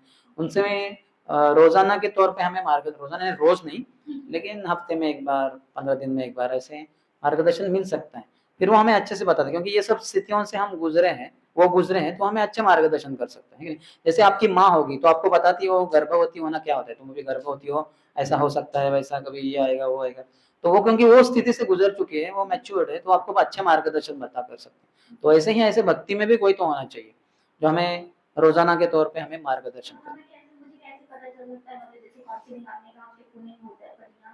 तो आपको अच्युत मोहन प्रभु को पूछना चाहिए या फिर यहाँ की सीनियर माता जी जो भी होंगी उनको थोड़ा सा निवेदन करना चाहिए, क्योंकि क्यों ना आप माता जियों का, जैसे अभी ये फोरम हो रहा है हमारा, तो वैसे ही एक्सक्लूसिवली सिर्फ माता जी लोग जो भी तैयार है, सब तो तैयार नहीं रहेंगी, जो 16 माला करने वाली सीनियर माता यानी माता जी है जो 1 साल से कर रही है, 2 साल से, तो ऐसे माताजियों को एक कोई तो माता जी जो 15-20 साल से जब कर रही है, काफी सीनियर डिवोटी, तो वो मार्गदर्शन कर सकती है। तो आपको पता ही होंगे ये कांग्रेगेशन में कौन कौन माता जी से, ऐसे ही कोई 1-2 माता जी को पूछ सकते हैं आप, तो वो ले सकती हो। ऐसा होना चाहिए, हमारे पूना बॉम्बे में बहुत है, हम इनको पूछ सकते हैं। आप माता जी आए इनको पूछिए आप, हमारी जानवा माता जी है, पहले सत्यवती माता जी थी, राधिका माता जी, ये तो 3 सीनियर थी, तो इन्होंने माताजियों का ऐसा ट्रेनिंग दिया है जबरदस्त, बहुत हाई क्लास। वो सब आप उनको पूछ सकती है, माता जी को आपके बाजू में ही बैठी है। हाँ वेरी गुड। तो वो आपको बहुत माताजियों के बारे में सब बता देंगे, क्या क्या फोरम्स है, क्या कैसे आप जुड़ सकती है इत्यादि। लेकिन यहाँ की अथॉरिटीज को भी बताना चाहिए एक बार, नहीं तो उनको लग यार ये पुणे के 3 लोग आए, एक कपल आया और एक ब्रह्मचर्य आया और उठा के लेके गए हमारे भक्तों को, इनको आगे से बुलाने का ही नहीं, तीनों को नहीं बुलाएंगे तो ऐसा ना हो जाए, है ना। तो थोड़ा अच्युत मोहन प्रभु ऐसे हमारे ही है पुणे के, लेकिन हमारे नहीं भी है, अचिंत्य भेदा भेद है।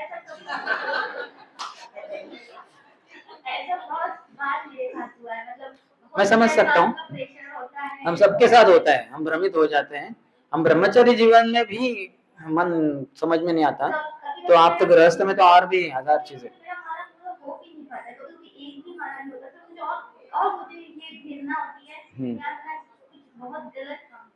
तो इसलिए आप उनसे संपर्क में रहेंगी तो आपको रेगुलरली प्रेरणा भी देंगी।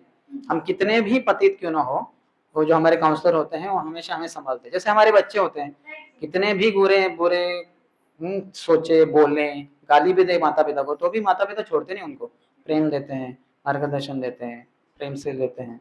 तो वैसे ही मार्गदर्शक रहते हैं। गुरु का कार्य ही है, लेकिन गुरु लोग नहीं कर पाते क्योंकि वो पूरा देश विदेश भ्रमण करते हैं, तो इसलिए अपने सीनियर डिसाइपल्स को वो नियुक्त करते हैं बाकियों को ध्यान देने के लिए, उसको काउंसलर सिस्टम कहते हैं। ऑफिशियल हो अनऑफिशियल हो, लेकिन होता ही है, होता ही है। कोई भी ऐसा इस्कॉन में सीनियर डिवोटी नहीं है जिनके पास आप जाएंगे और बोलेंगे नहीं हट जाओ, आएंगे आप नहीं आ सकते, और ऐसे कोई नहीं बोलेगा, तो मार्गदर्शन देंगे। लेकिन अच्छा है कि एक ही व्यक्ति हो जो रोजाना से, क्योंकि क्या हर बार अलग अलग व्यक्ति के पास जाएंगे, वो पूछेंगे आप क्या कर रही है, हर बार अपना बायोडेटा इंट्रोडक्शन देते रहना पड़ेगा, हाँ सब कुछ रिपीट होता रहेगा उसमें। इसलिए एक ही व्यक्ति कुछ अच्छा है जो हमें जानता है सालों से, वो मार्गदर्शन, ठीक है। यस, और कोई माता जी आपको है प्रश्न? है, उनको दीजिए। हरे कृष्ण। शुद्ध भक्त यानी जिनका शरीर, इनका मन और वाचा 24 घंटा आजीवन जीवन काल के लिए भगवान की ही सेवा में रहता है। वो ऊपरी रूप से उसको सन्यासी भी कहते हैं, इसलिए वो त्रिदंड सन्यास लेते हैं। अंदर 3 दंडियां होती है, 3 रॉड रहते हैं, यानी लकड़ी रहती है, तो उसके अंतर्गत उनका शरीर, मन और वाचा हमेशा भगवान की सेवा में रहता है। तो ऐसे जरूरी नहीं कि ऊपर से सन्यासी हो, वो गृहस्थ भी हो सकते हैं, सन्यासी भी हो सकते हैं, वानप्रस्थ हो सकते हैं, ब्रह्मचारी हो सकते हैं, जो भी। श्रवण, कीर्तन, स्मरण, पाद सेवनम, अर्चनम, वंदनम, दास्यम, सख्यम, ये 9 में से कोई भी एक करें तो वो सेवा है, वो भगवान की भक्ति है। ये राधा रानी प्रकट होती है, अपने आप को विस्तारित कर देती है 9 रूप से, किसी भी रूप से हम भगवान को जोड़ सकते हैं भगवान के साथ। और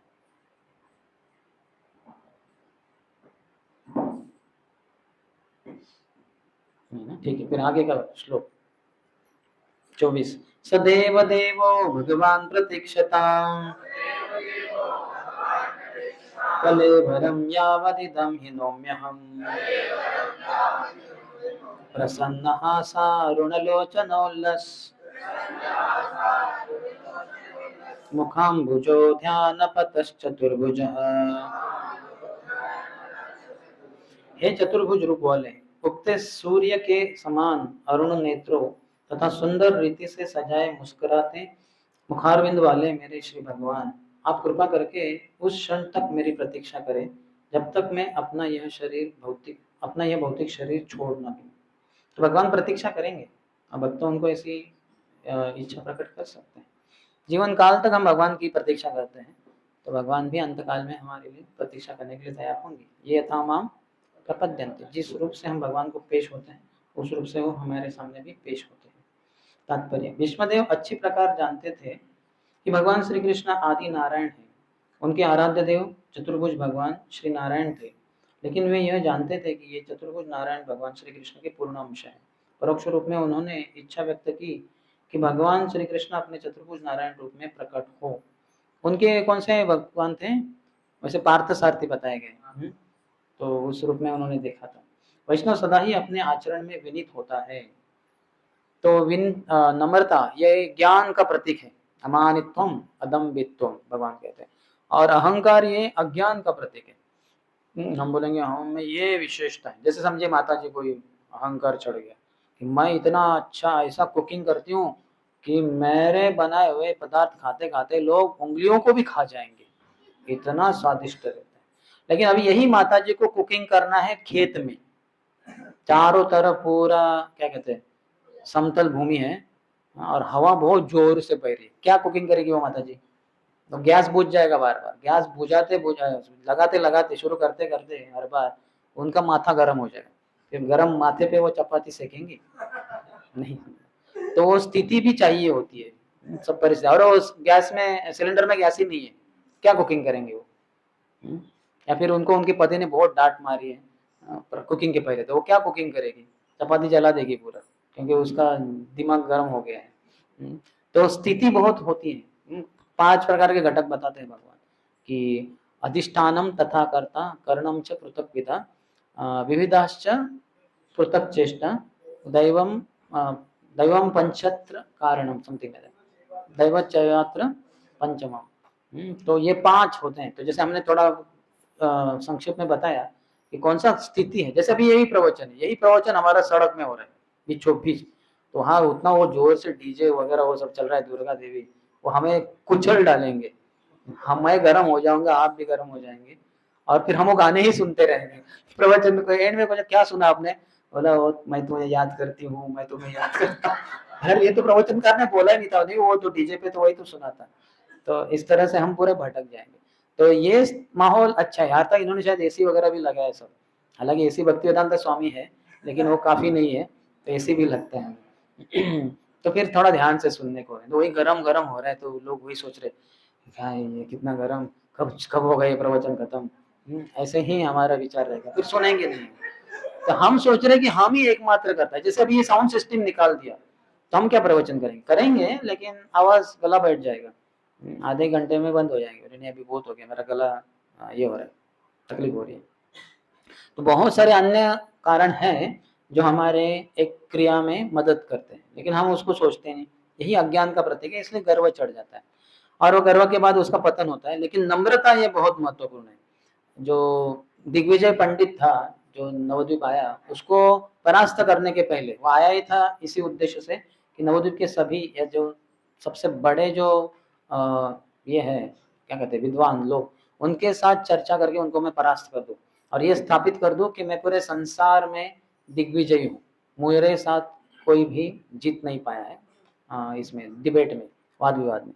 तो वहाँ आए थे, तो उनका जो वर्णन बताते हैं सभी शिष्य या विद्यार्थी, निमाई पंडित अपने गुरुजी को जो 14 साल के थे, बोले गुरुजी पता है क्या, एक बहुत बड़ा पंडित आया। अच्छा, वो आया है कश्मीर से, बहुत विद्वान है, उसने ऐसा परास्त किया, इसको परास्त किया, ये राजा को परास्त किया, राजा लोग इसके ये दास बने हैं, सेवक बने हैं, और वो हाथी घोड़े ऊंट लेकर चलता है रोड से, ऐसा लगता है जैसे राजा ही है तो ब्राह्मण, लेकिन लगता है जैसे राजा ही चल रहा है। तो बहुत उसका जो गर्व है वो इनके वचनों के द्वारा समझ में आ रहा था। तो चैतन्य महाप्रभु कहते ऐसा, ये बहुत गर्वित है। तो देखो कृष्ण इसको कैसे गर्व को चूर चूर कर देंगे। और वहां एक श्लोक कहते हैं, फलवंत वृक्ष आर गुणवंत जन नम्रता से तहार स्वभाव अनुक्षण। जो सब फलों से भरे हुए जो पेड़ रहते हैं वो झुकते हैं नीचे, और जो गुणों से भरे हुए लोग हैं वो भी झुकते हैं। नम्रता से तहार स्वभाव अनुक्षण, नम्रता इनका हर क्षण का स्वभाव होता है। और जो नम्र नहीं रहते, यानी जो अज्ञान में रहते हैं, वो बड़े ऐसे खड़े रहते हैं। आपने देखा ना, जो पेड़ के फल नहीं है वो ऐसा खड़ा रहता है सीना तान के, लेकिन जो भरे भरे हुए फलों से वो नीचे झुक जाते हैं। तो नम्रता होनी चाहिए। जैसे आप जानते हैं कि ये ब्रह्मा जी के वाहन कौन है? आप सब में से किसके पास 4 व्हीलर है? हाथ ऊपर कीजिए। आपके घर में 4 व्हीलर है। कितने जनों के पास 2 व्हीलर है? कितने जनों के पास दोनों है? 4 4 व्हीलर और 2 व्हीलर दोनों है। देखिए, तो आप सबके जो भारत के या फिर पृथ्वी के निवासी, आपके अगर 2 व्हीलर 4 व्हीलर हो सकते हैं, तो देवताओं के क्यों नहीं? तो ब्रह्मा जी के 2 व्हीलर है, क्या नाम है उनका? हंस वाहन है। और 4 व्हीलर है शिव जी का, कौन है? बैल, नंदी। और फिर उनके पुत्र कार्तिकेय का 2 व्हीलर है उनका, मयूर। और उनके दूसरे पुत्र गणेश जी का 4 व्हीलर है, चूहा। और उनकी पत्नी मिसेस शंकर, उनका 4 व्हीलर कौन है? वो शेर है। और फिर जो शनिदेव है उनके कौन है? बहुत कठिन प्रश्न है। भैंसा नहीं, यमराज के है भैंसे। हाँ, 2 पैर वाला 2 व्हीलर क्या है वो? कौवा, शनिदेव का कौवा है। तोता किसका है?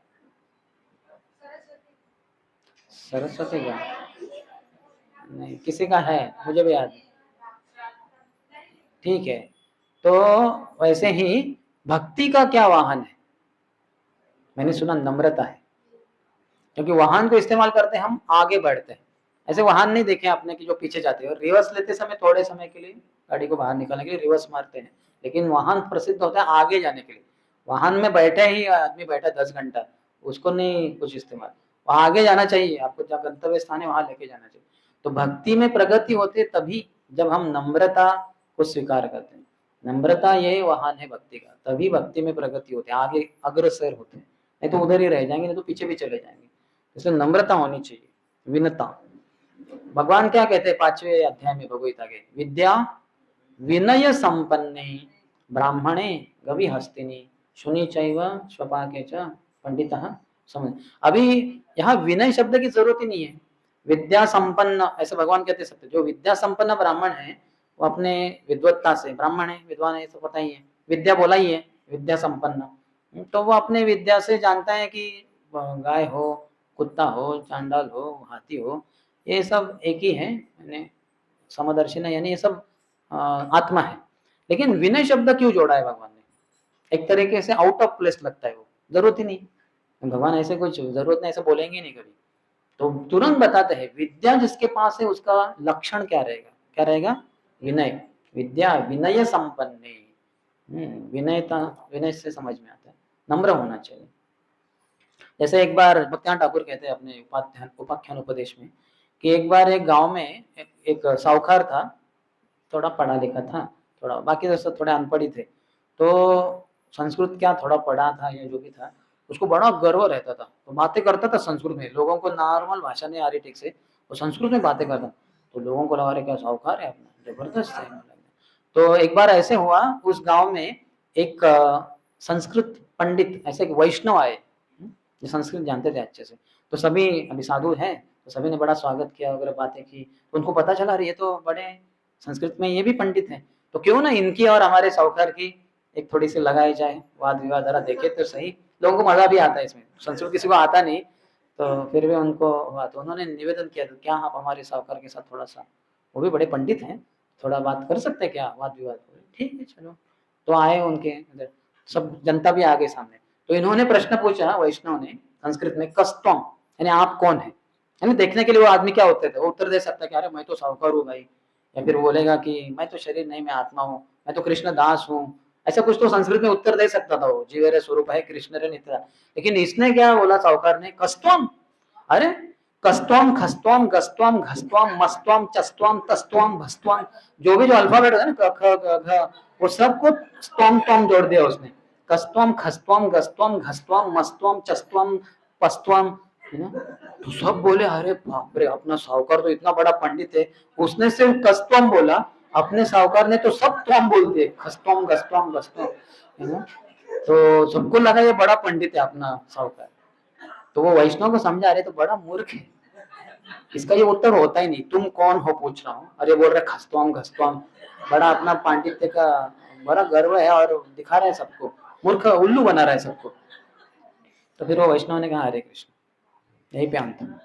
क्योंकि ऐसे लोगों के तो थोड़ा ही ना क्या कहते हैं, मुंह लगना होता है, मूर्खता हो जाएगी, उसको बड़ा अहंकार था, तो नम्रता नहीं थी उसमें। हमारे रूप सनातन को देख सकते हैं, रूप गोस्वामी सनातन गोस्वामी, जब वो वृंदावन में रह रहे थे तो ऐसा ही दूसरा एक पंडित था रूप नारायण, उसको बड़ा गर्व चढ़ गया था, सबको परास्त करता था।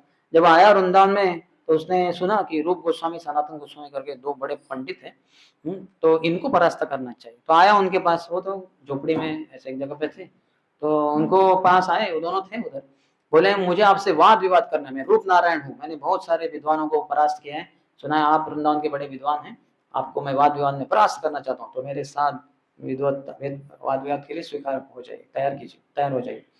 वो बोले नहीं नहीं, हम तो एक मामूली ऐसे ही कुछ लिखते हैं ग्रंथ, तो आप हमें क्यों ये कर रहे हैं, जरूरत नहीं है, आप तो बड़े पंडित हैं, आप हम तो आपसे हार स्वीकार करते हैं। बोले नहीं ऐसे नहीं, लिख के चाहिए। ठीक है लिख के देंगे, किधर लिखना है, तो उसने तुरंत अपना दिग्विजय पत्र दिया, बोले यहाँ सिग्नेचर कीजिए कि हम हार गए आपसे। बोले ठीक है, उन्होंने लिखा रूप गोस्वामी, सनातन गोस्वामी ने लिया, सनातन गोस्वामी हम आपके द्वारा परास्त हैं, आप इतने पंडित हैं, आपका समय बर्बाद नहीं होना चाहिए, हम तो मामूली ऐसे ही है कोई। वृंदावन के लोग सीधे साधे बेचारे सोचते हैं हम बड़े पंडित हैं, हम पंडित है ही नहीं। तो बड़ा खुश हो गया, अरे इतना आसानी से कुछ वाद विवाद किए भी नहीं परास्त हो गए, बोले बहुत अच्छा हुआ। तो वो जब बाहर जा रहे थे, हाँ, तो वो जीव गोस्वामी ने देखा कि कोई तो नया अपरिचित व्यक्ति है, तो जा रहा है और हंसते हंसते जा रहा है, तो उन्होंने पूछा आप कौन है, बोले मैं रूप नारायण हूँ, संसार का सबसे शक्तिशाली सबसे विद्वान पंडित, अभी अभी मैंने रूप गोस्वामी और सनातन गोस्वामी को परास्त किया है वाद विवाद में। बोले आईना में अपने मुंह जाके देखो, क्या बात कर रहे हो, दिमाग ठिकाने पे है क्या तुम्हारा। बोले क्या ठिकाने, देखो दोनों ने नाम लिखे, दोनों परास्त हो गए। तो तुरंत समझ गए जी उसमें ऐसा थोड़ा नहीं होता, इन्होंने नम्रतावश उनको स्वीकार कर लिया होगा। मेरे चाचा और मेरे गुरु रूप गोस्वामी सनातन गोस्वामी, इसको कोई परास्त कर ही नहीं सकता, बड़े पंडित है। तो उनको तो पूरा विश्वास था, लेकिन उनको पता था कि अपनी नम्रता के कारण उन्होंने स्वीकार कर लिया कि हम परास्त हुए। बोले मैं जीव गोस्वामी हूँ, उनका ही भतीजा, तो मैं आपको वाद विवाद के लिए आह्वान करता हूँ, मेरे साथ। बोले हाँ मैंने ये भी सुना था कि एक कोई छोटा छोकरा है वृंदावन में, हाँ तो आप है क्या, चलो करते। तो उन्होंने कुछ तो ऐसा कहते 27 दिन उनके साथ वाद विवाद किया और पूरी तरह से परास्त कर दिया।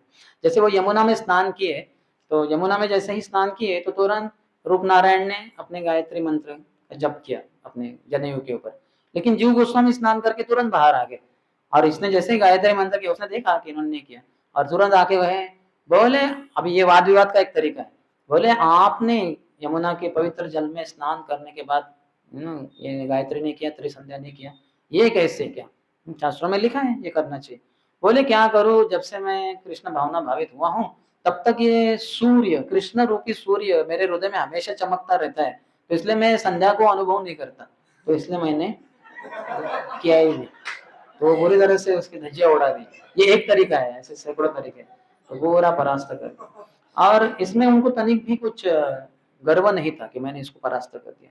और जब रूप गोस्वामी को पता चला तो वो बड़े व्यथित हुए, बोले तुमने टाइम पास किया, ऐसे मूर्खों के मुंह नहीं लगना चाहिए, क्यों किया तुमने, तुम्हें बड़ा गर्व चढ़ चुका है, तुम वृंदावन में रहने के लायक कोई नहीं, चले जाओ यहाँ से। तो फिर उन्होंने स्वीकार किया, ऐसा नहीं कहा अरे ये क्या भाई, मैंने थोड़ा ना अपने लिए किया, आपकी ही प्रतिष्ठा के लिए किया, नहीं, स्वीकार किया। और वो बड़ी लंबी कथा है, लेकिन हम देख सकते हैं कि ऐसे महान भक्त हैं वो नम्र रहते हैं। वो क्या कहते हैं उसको, वो बहुत ऐसे बक करने वाले लोग रहते हैं, उनके मुंह नहीं लगना चाहिए, आपका टाइम बर्बाद हो जाएगा। कितने जनों ने पुस्तक वितरण में देखा है ऐसे लोग होते हैं जो टाइम पास करते हैं।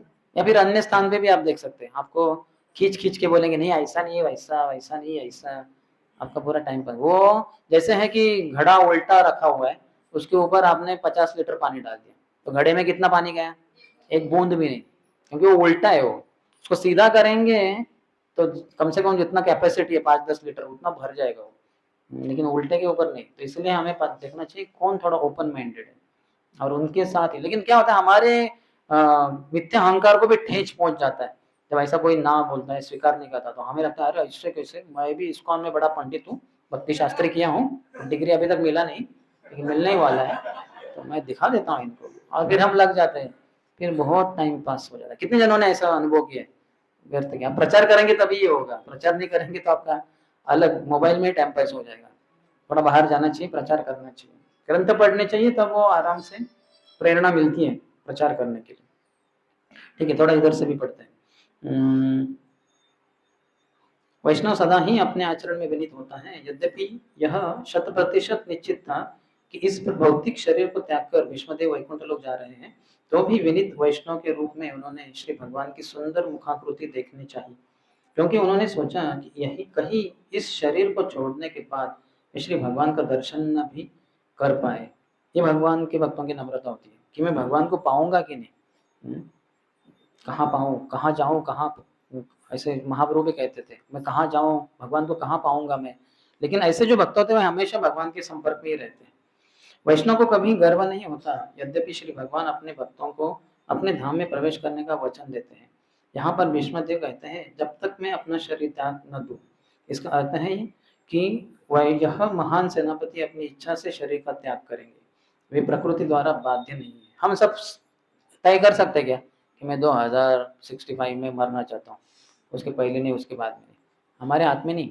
लेकिन भीष्मदेव ने बड़ा बलिदान किया था, अपने पिता ने जब गंधर्व विवाह किया था, या इच्छा थी उनकी सत्यवती से विवाह करने की, तो बाद में बीच में ये बाधा हो गई कि उनका ही बेटा राजकुमार बनना चाहिए, राजा बनना चाहिए।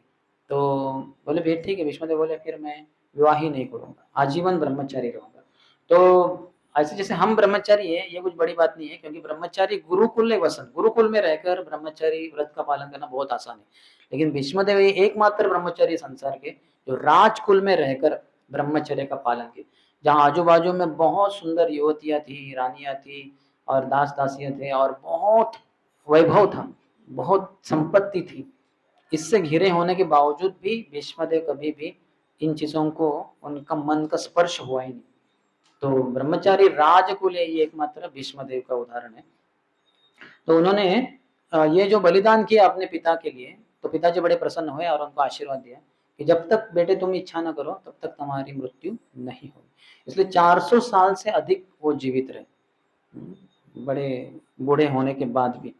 उनके अगले पीढ़ी जैसे विचित्र वीर्य वगैरह, उनकी मृत्यु हो गई, चित्रांगद, और उनके आगे वाले धृतराष्ट्र पांडु की मृत्यु हो गई, उसके आगे वाले में सभी कौरवों की मृत्यु हो गई, उसके आगे वाले अभिमन्यु की भी मृत्यु हुई।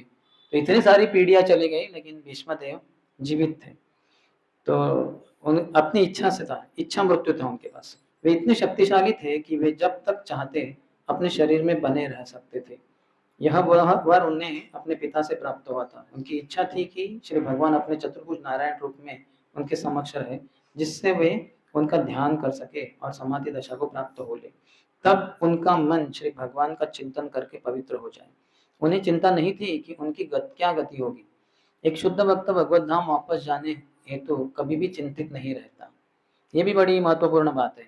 हम बोलते हैं कभी बार back home, back to God, वापस भगवत धाम चले जाना, लेकिन एक तरीके से वैसी इच्छा भी नहीं करनी चाहिए। जहाँ भगवान की सेवा है वही ठीक है। तो यहाँ हमें भगवान की सेवा मिल रही है, किसी ना किसी प्रकार से, किचन में कुकिंग करो, मालाएं बनाओ, झाड़ू साफ सफाई करो, प्रसादम सर्विंग करो, तो यही सेवा भगवत धाम जाके करनी है। हरि नाम सबसे बड़ी सेवा, तो हम यहाँ ले रहे, तो भगवत धाम जाने की क्या जरूरत है। और वैसे ही तीर्थ क्षेत्र जाने की भी जरूरत नहीं, चलो वृंदावन, चलो मायापुर, चलो जगन्नाथपुरी, ये सब परिश्रम लेने की भी जरूरत नहीं। जहाँ भक्तों के बीच में हरि कथा हो और हरि कीर्तन कर सके वही काफी। इसलिए वृंदा हमारे नरोत्तम दास ठाकुर महाशय कहते हैं, तीर्थ यात्रा परिश्रम केवल मनेर भ्रम। तीर्थ यात्रा जाने का इतना परिश्रम, वो टिकट बुकिंग करो, लॉन्च बुकिंग करो, एक व्हीकल उधर रखो, ये सब करने की जरूरत नहीं। लेकिन भक्तों के संग में जा सकते हैं, गुरु की इच्छा है, गुरु बुला रहे तो जा सकते हैं। गौरा मार जैसा बस्थाने कोरिलो भ्रमण रंगे, से सब स्थाने हेरिबो आमी प्रणयी भक्त संगे। भक्तिविनोद ठाकुर कहते हैं कि मेरे गौरांग महाप्रभु जहाँ जहाँ गए हैं उन सब स्थानों को मैं भेंट देना चाहता हूँ प्रणयी भक्तों के साथ, जो भगवान के साथ प्रणय प्रेम में है, ऐसे भक्तों के साथ होकर मैं जाना चाहता हूँ। तो लेकिन ऐसे ही अपने मनमानी ढंग से इधर उधर ऐसे बहुत सारे भक्त हैं, भटकते रहते हैं, कोई वृंदावन में, कोई मायापुर में, और वो बोलेंगे, कॉल करेंगे आपको, आपने उनको कॉल किया, अरे कहाँ है प्रभु जी? अरे प्रभु मैं तो वृंदावन में आ गया, 3 दिन से इधर ही रह रहा हूँ, थोड़ा गोवर्धन परिक्रमा कर लो। अरे क्या मनमानी कर रहे, अपने मन के रथ के ऊपर सवार होकर भटकते रहते हैं भक्त। तो ऐसा नहीं करना चाहिए, अपने गुरु के आदेश के अनुसार ही चलना चाहिए। और गुरु कह रहे हैं जाओ तब, नहीं तो नहीं। प्रॉपर डांट लगा देते अपने शिष्यों को, वृंदावन में रहने का नहीं, चलो अपने अपने मंदिर जाओ, वहां पे सेवा करो, वही वृंदावन है। उन्हें चिंता नहीं थी कि उनकी गति क्या गति होगी। एक शुद्ध भक्त भगवद्वान वापस जाने हेतु कभी भी चिंतित नहीं रहता। वो तो श्री भगवान की इच्छा पर पूर्णतः आश्रित रहता है।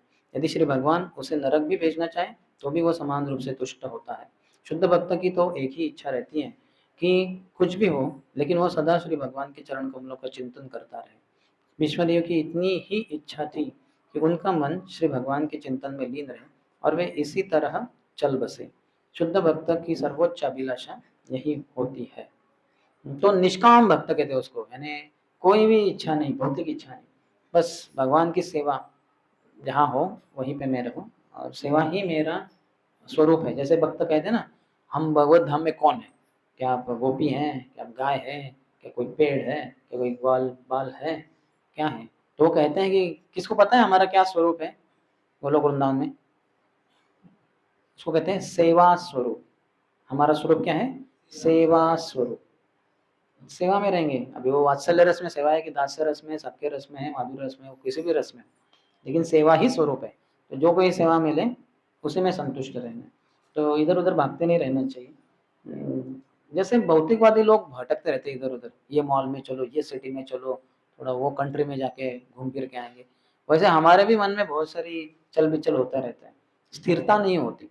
वो स्थिरता होनी चाहिए। बुद्धि थोड़ा स्थिर हो गई तो मन शांत हो जाएगा, फिर ध्यान से जप कर पाएंगे। हरे कृष्ण कृष्ण कृष्ण हरे हरे, हरे राम राम राम हरे हरे। और ऐसे जप करते करते भगवान के युगल मूर्ति राधा कृष्ण मन में प्रकट हो जाएंगे, क्योंकि मन स्थिर है। नहीं तो फिर नहीं।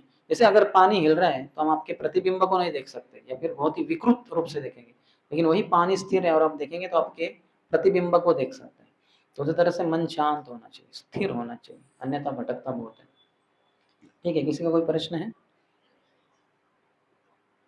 वैसे हमारे 2 ही श्लोक हुए आज, लेकिन चर्चा बहुत हुई।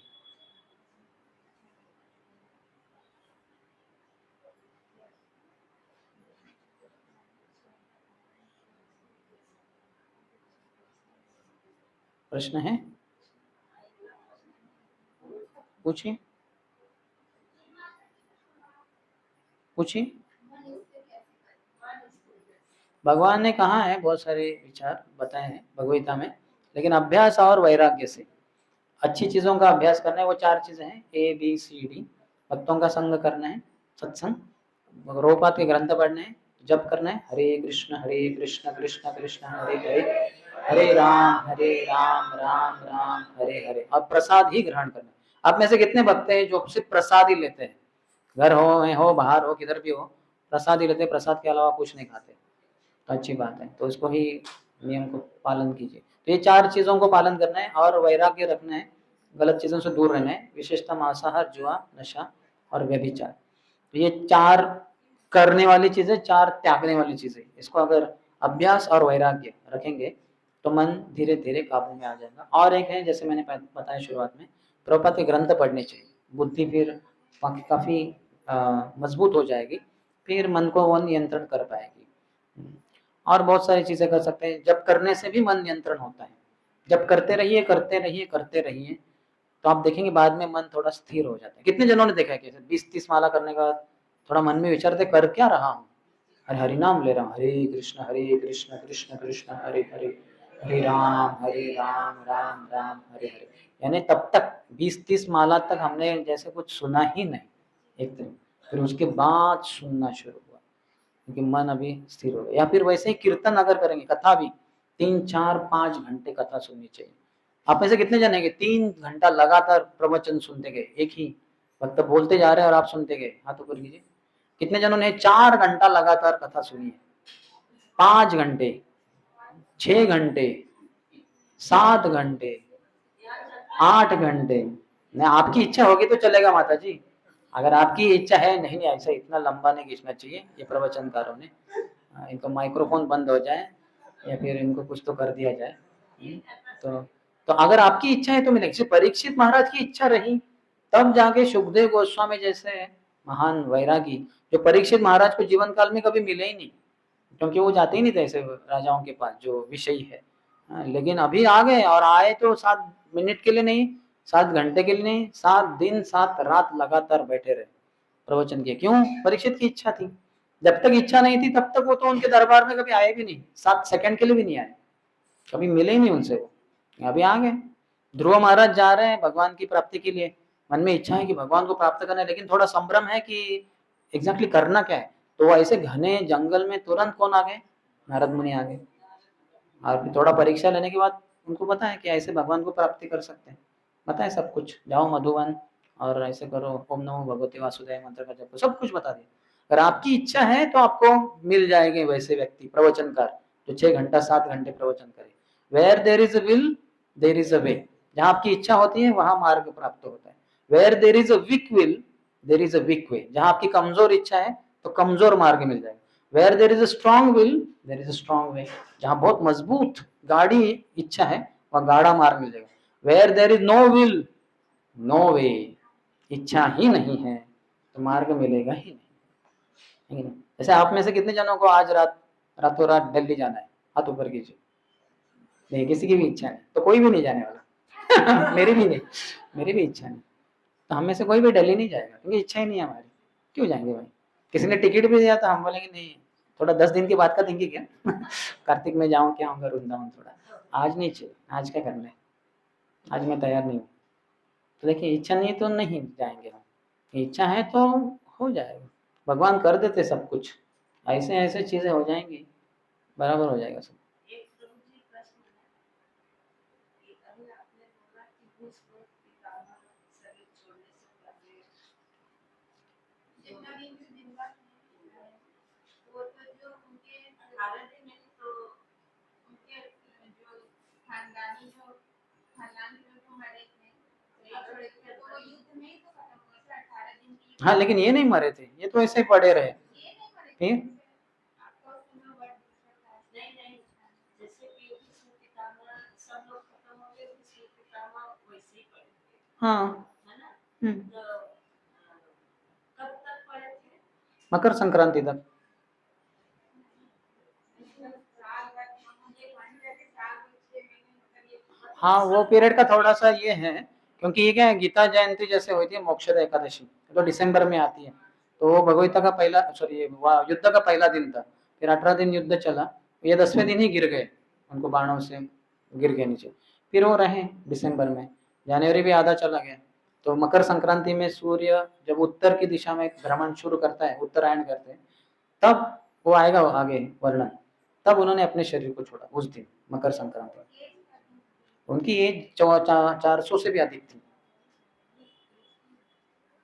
एज की बात कर रहे हैं कि दिन की, कौन से दिन? एज 400 दिन, 400 साल। हाँ सबको देखा यानी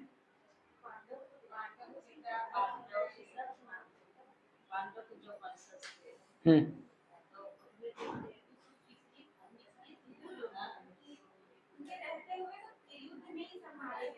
हाँ एक एक जन मारते गए कितने जनों को, सब उनको पता है ना। एज 400 से भी अधिक है। वो सब मारे जाने के, अभिमन्यु मारा गया, दुर्योधन मारा गया, दुशासन मारा गया, वो सब मारे जाने के बाद भीष्मदेव ने अपनी इच्छा के द्वारा उत्तरायण मकर संक्रांति के दिन अपना शरीर त्याग दिया, कृष्ण के दर्शन करते। थोड़ा इसका आगे वर्णन आएगा थोड़े बाद में। ठीक, और कोई प्रश्न? तो विराम दे। ठीक है, ग्रंथराज श्रीमद् भागवतम की जय, श्रील प्रभुपाद की जय, समवेत गौर भक्तवृंद की जय, हिताय गौर प्रेमानंदे। आप सबके लिए मेरे पास श्री श्री राधा वृंदावन चंद्र का थोड़ा महाप्रसाद है। तो राधा वृंदावन चंद्र ये महाप्रसाद के माध्यम से आप सबको पुनः बुला रहे हैं। कितने जन आए हैं पुनः मंदिर? अच्छा आए माता जी, नहीं आए तो आइए, आइए, ज्यादा दूर नहीं है। अभी प्रसाद मिलेगा तो वो भगवान पूरा आपके शरीर में प्रवेश करके आपके विचारों को बदल डालेंगे, जल्दी से बुलाएंगे।